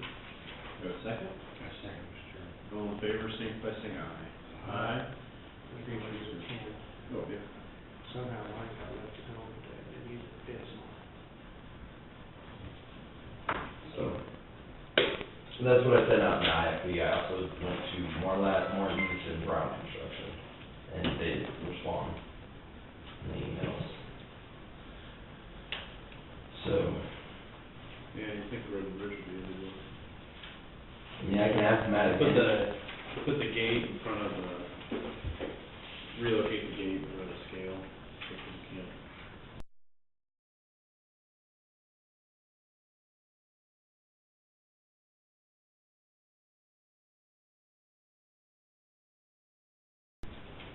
You said nobody else bid on it?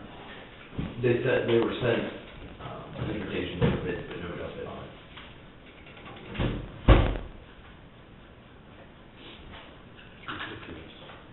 He said road and bridge, Matt doesn't supposedly have the equipment to do that? The auger that he has, I can re-ask him, I can make sure before we go forward with the PO, if we can, if you want me to ask Road and Bridge and then resubmit it next week, see if something can be done.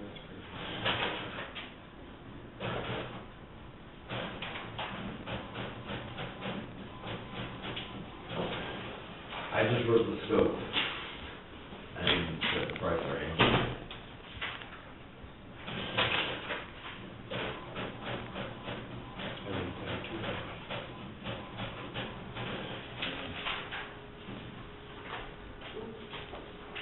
I'll get you a copy downstairs.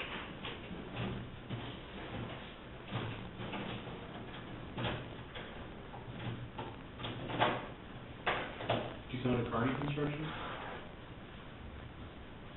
He does a lot of, Martin's, Morlat, Brown, and Why wouldn't you leave the one in front of the transfer station from you and well, the two biggest reasons are we don't don't want anybody driving along the scale after hours, I get that, but why not leave the other gate there, just install a new one? because that one would be presumably much, much more expensive, because it's a 52-foot span. It's an iron gate. The one that we have currently has, 53 feet, because it's 26 and a half, 26. The old one, it's gone. Well, part of it's gone, the post and everything all gone. No, it's still there. The gate, Not where you drive in, because that's all gone. People are driving down through there. that's actually always been there, that open space. Really? I thought there was a post there. No. What they had the gate, what they closed the gate? I was just out for last 2 weeks. Oh, no, They closed there the was gate. there was wire Because he was just fencing. closing the gate and people drove around. Right, there was wire fencing there. Yeah. We can put that back up, but. I would, because I think you're gonna need to open that up. That's just, you're still coming off that scale, you're still gonna need you're gonna have a hard turn. You're gonna go out like this and, right, if So you're. you want a gate to go across the street or go across the road? Go across the whole road in front of the scales, Okay. not actual. I can't get. Construct a new one or move it? Construction new. This bid is to pull out the existing one and then relocate it, Oh, okay. re-dig holes, infill the old ones, and if it's not quite what we need because the holes are blowing inward, because we're not sure if they poured enough casing to properly ground it, or if there's enough of an anchor in the ground. So, because I don't know what's down there, I also bid it that expect to pull out that 2-foot by 6-foot casing. It's probably not what's down there, but bid it so that it is less.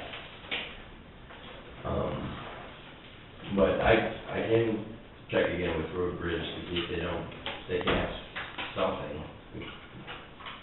What's this? Oh, yeah.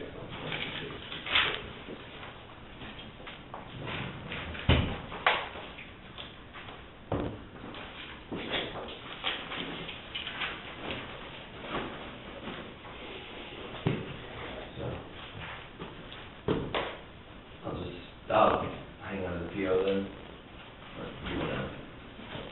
We get 2 bills before concrete, yeah. Put electric water. Well, I think it tries to prevent anybody trying to drive up on it. Your dealer. What about one of those like, chain link that got that road? That be cheaper? Yeah, the road across the chain link. Don't know. Maybe 100 just to see. They had a metal shop down there that custom made stuff like that. They found mine and, Sometimes when you get into that stuff, that steel he and gets, stuff like he that. gets 2 more bids and maybe higher. I know, I'd like to pursue some other options because, Just verify with Road and Bridge, see what. Okay. And maybe extend the date and see if we can get more bids. So, I will do that. And we're not gonna have, let's give you an update as far as how to keep getting our invoices ready.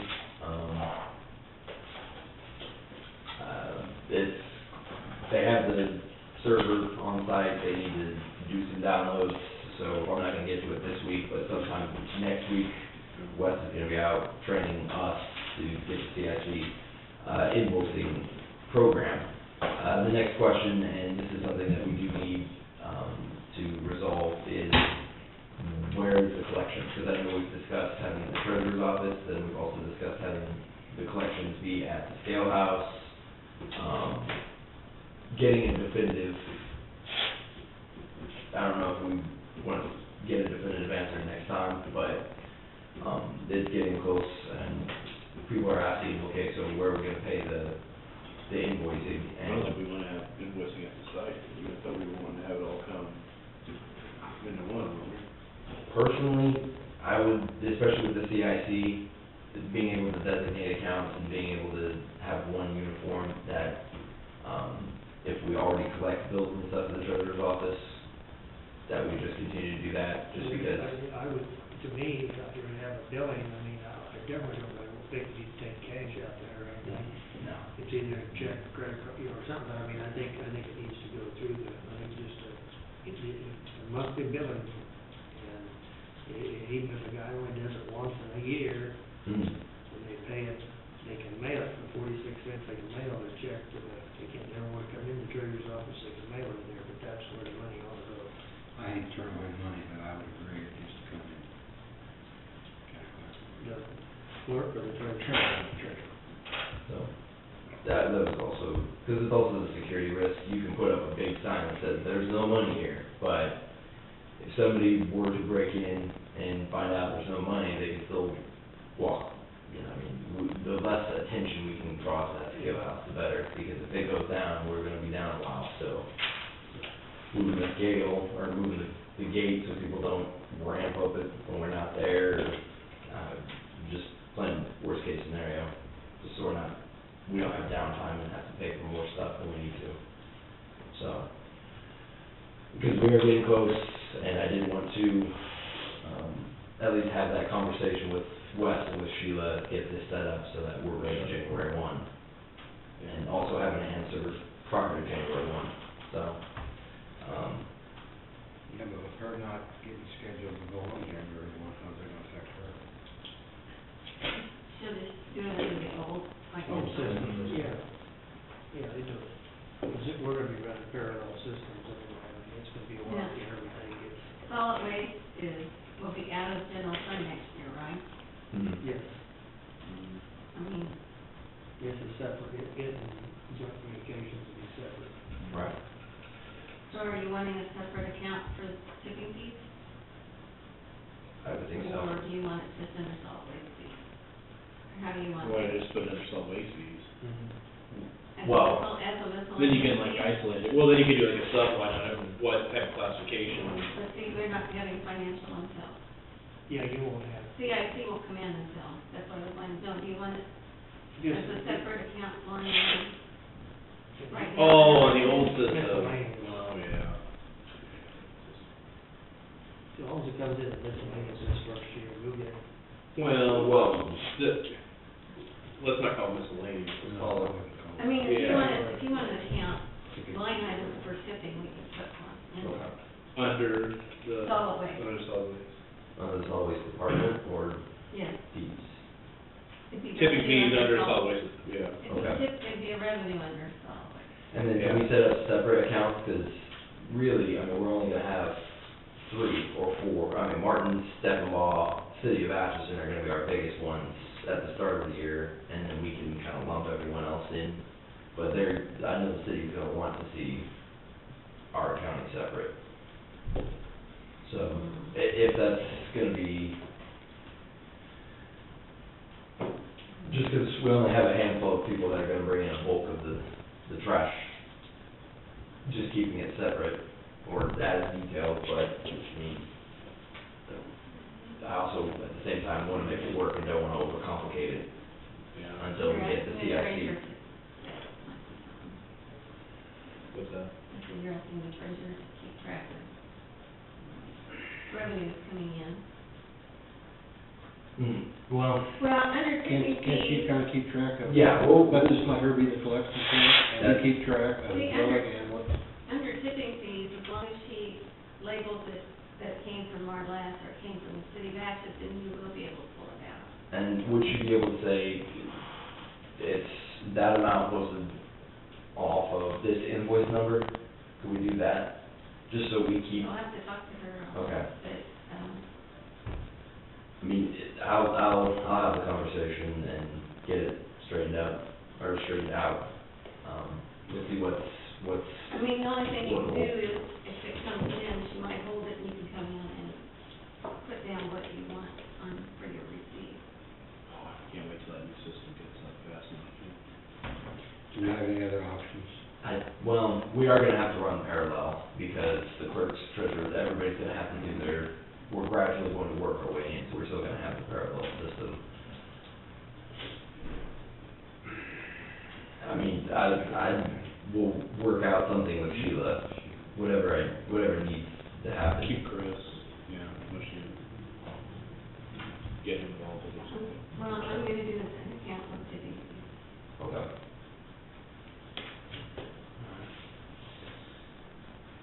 That's gonna be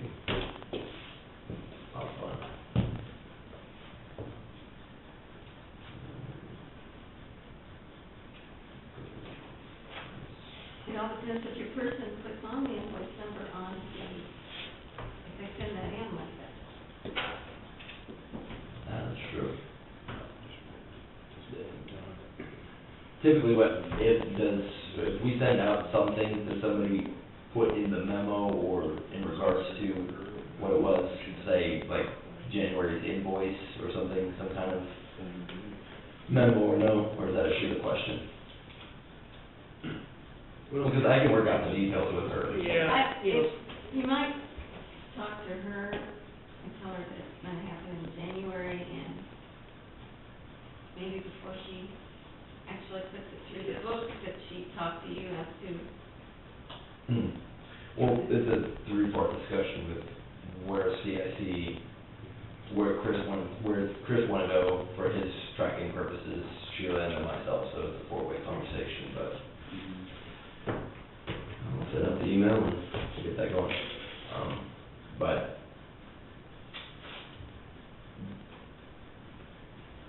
we'll see. We'll make everybody aware, and we'll see where it goes from there. So, okay.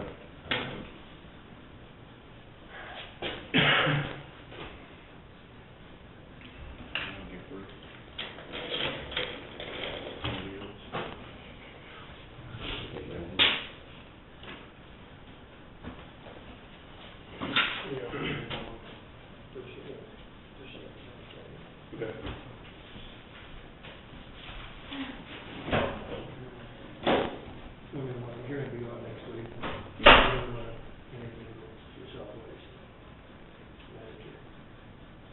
Okay. You'll be gone next Tuesday, right? I'll be gone next week.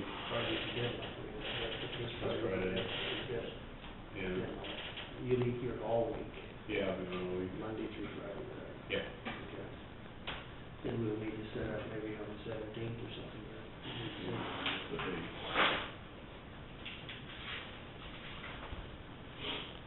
Unless we meet like Friday this week. Yeah, that would be 17th. I'm going on Friday. Yeah, so it'd be Tuesday, 17th. Maybe as soon as we can do it. Mm-hmm. Okay, we can put that on the schedule, interviews. what time? We could set in the morning. You wanna do it at the work sessions? Yeah. What's that? Still make an executive session, after the executive session. Yeah, we could ask, should ask Chris what, we should call the candidates and schedule it. Yep. Okay, will you let me know, so I can put it on the Yeah. agenda? Yep. Because whichever you do, I need to know so that I can do it during regular hours and regular, Oh, yeah. so that we don't give Just anybody have, else. Chris will let you know when we're gonna do it, so if it needs to be, I just wanna- Can't get a regular workshop in there. You can. Workshop. Can't you do the workshop? Executive sessions, I don't. Work session. Yeah, we could get it. well, if there's no action taken, we'll make it clear with Pat. Find out, if not, we'll just we can do it during every session, I don't think, we're kind of winding down now. I still look for, I'm hoping Hans will get up here one of these days so we can begin negotiations on that road deal. They have a tube down there. What's that? There's a tube. So it is a two? Well, they don't have it in, there's a tube laying alongside the road right there. We better figure out, we gotta, basically the township told us that they haven't, I mean, I guess Matt's talked to them, they said they want us to, I don't know, we need to. I talked to Mike and he said that. Yeah, I just didn't know whether we need to have it reflected in the minutes somewhere, we are gonna take it over so that we can be effective when, so, Which one, the first one. okay. Did they officially vote to turn it over to us? Well, I don't know, or did they, Well, I mean, I hope that. They had a hearing, didn't They they? had that Monday meeting and they heard pretty much what we heard and I called Mike Tuesday, no, I don't know. Everybody they voted on it. they ought to send us a copy of the minutes or vote on it and officially notify us, and then we can accept it and then move on, so. That's all I have, Mr. Chairman. Move to adjourn at 4:41. Second. All in favor, signify by saying aye. Aye.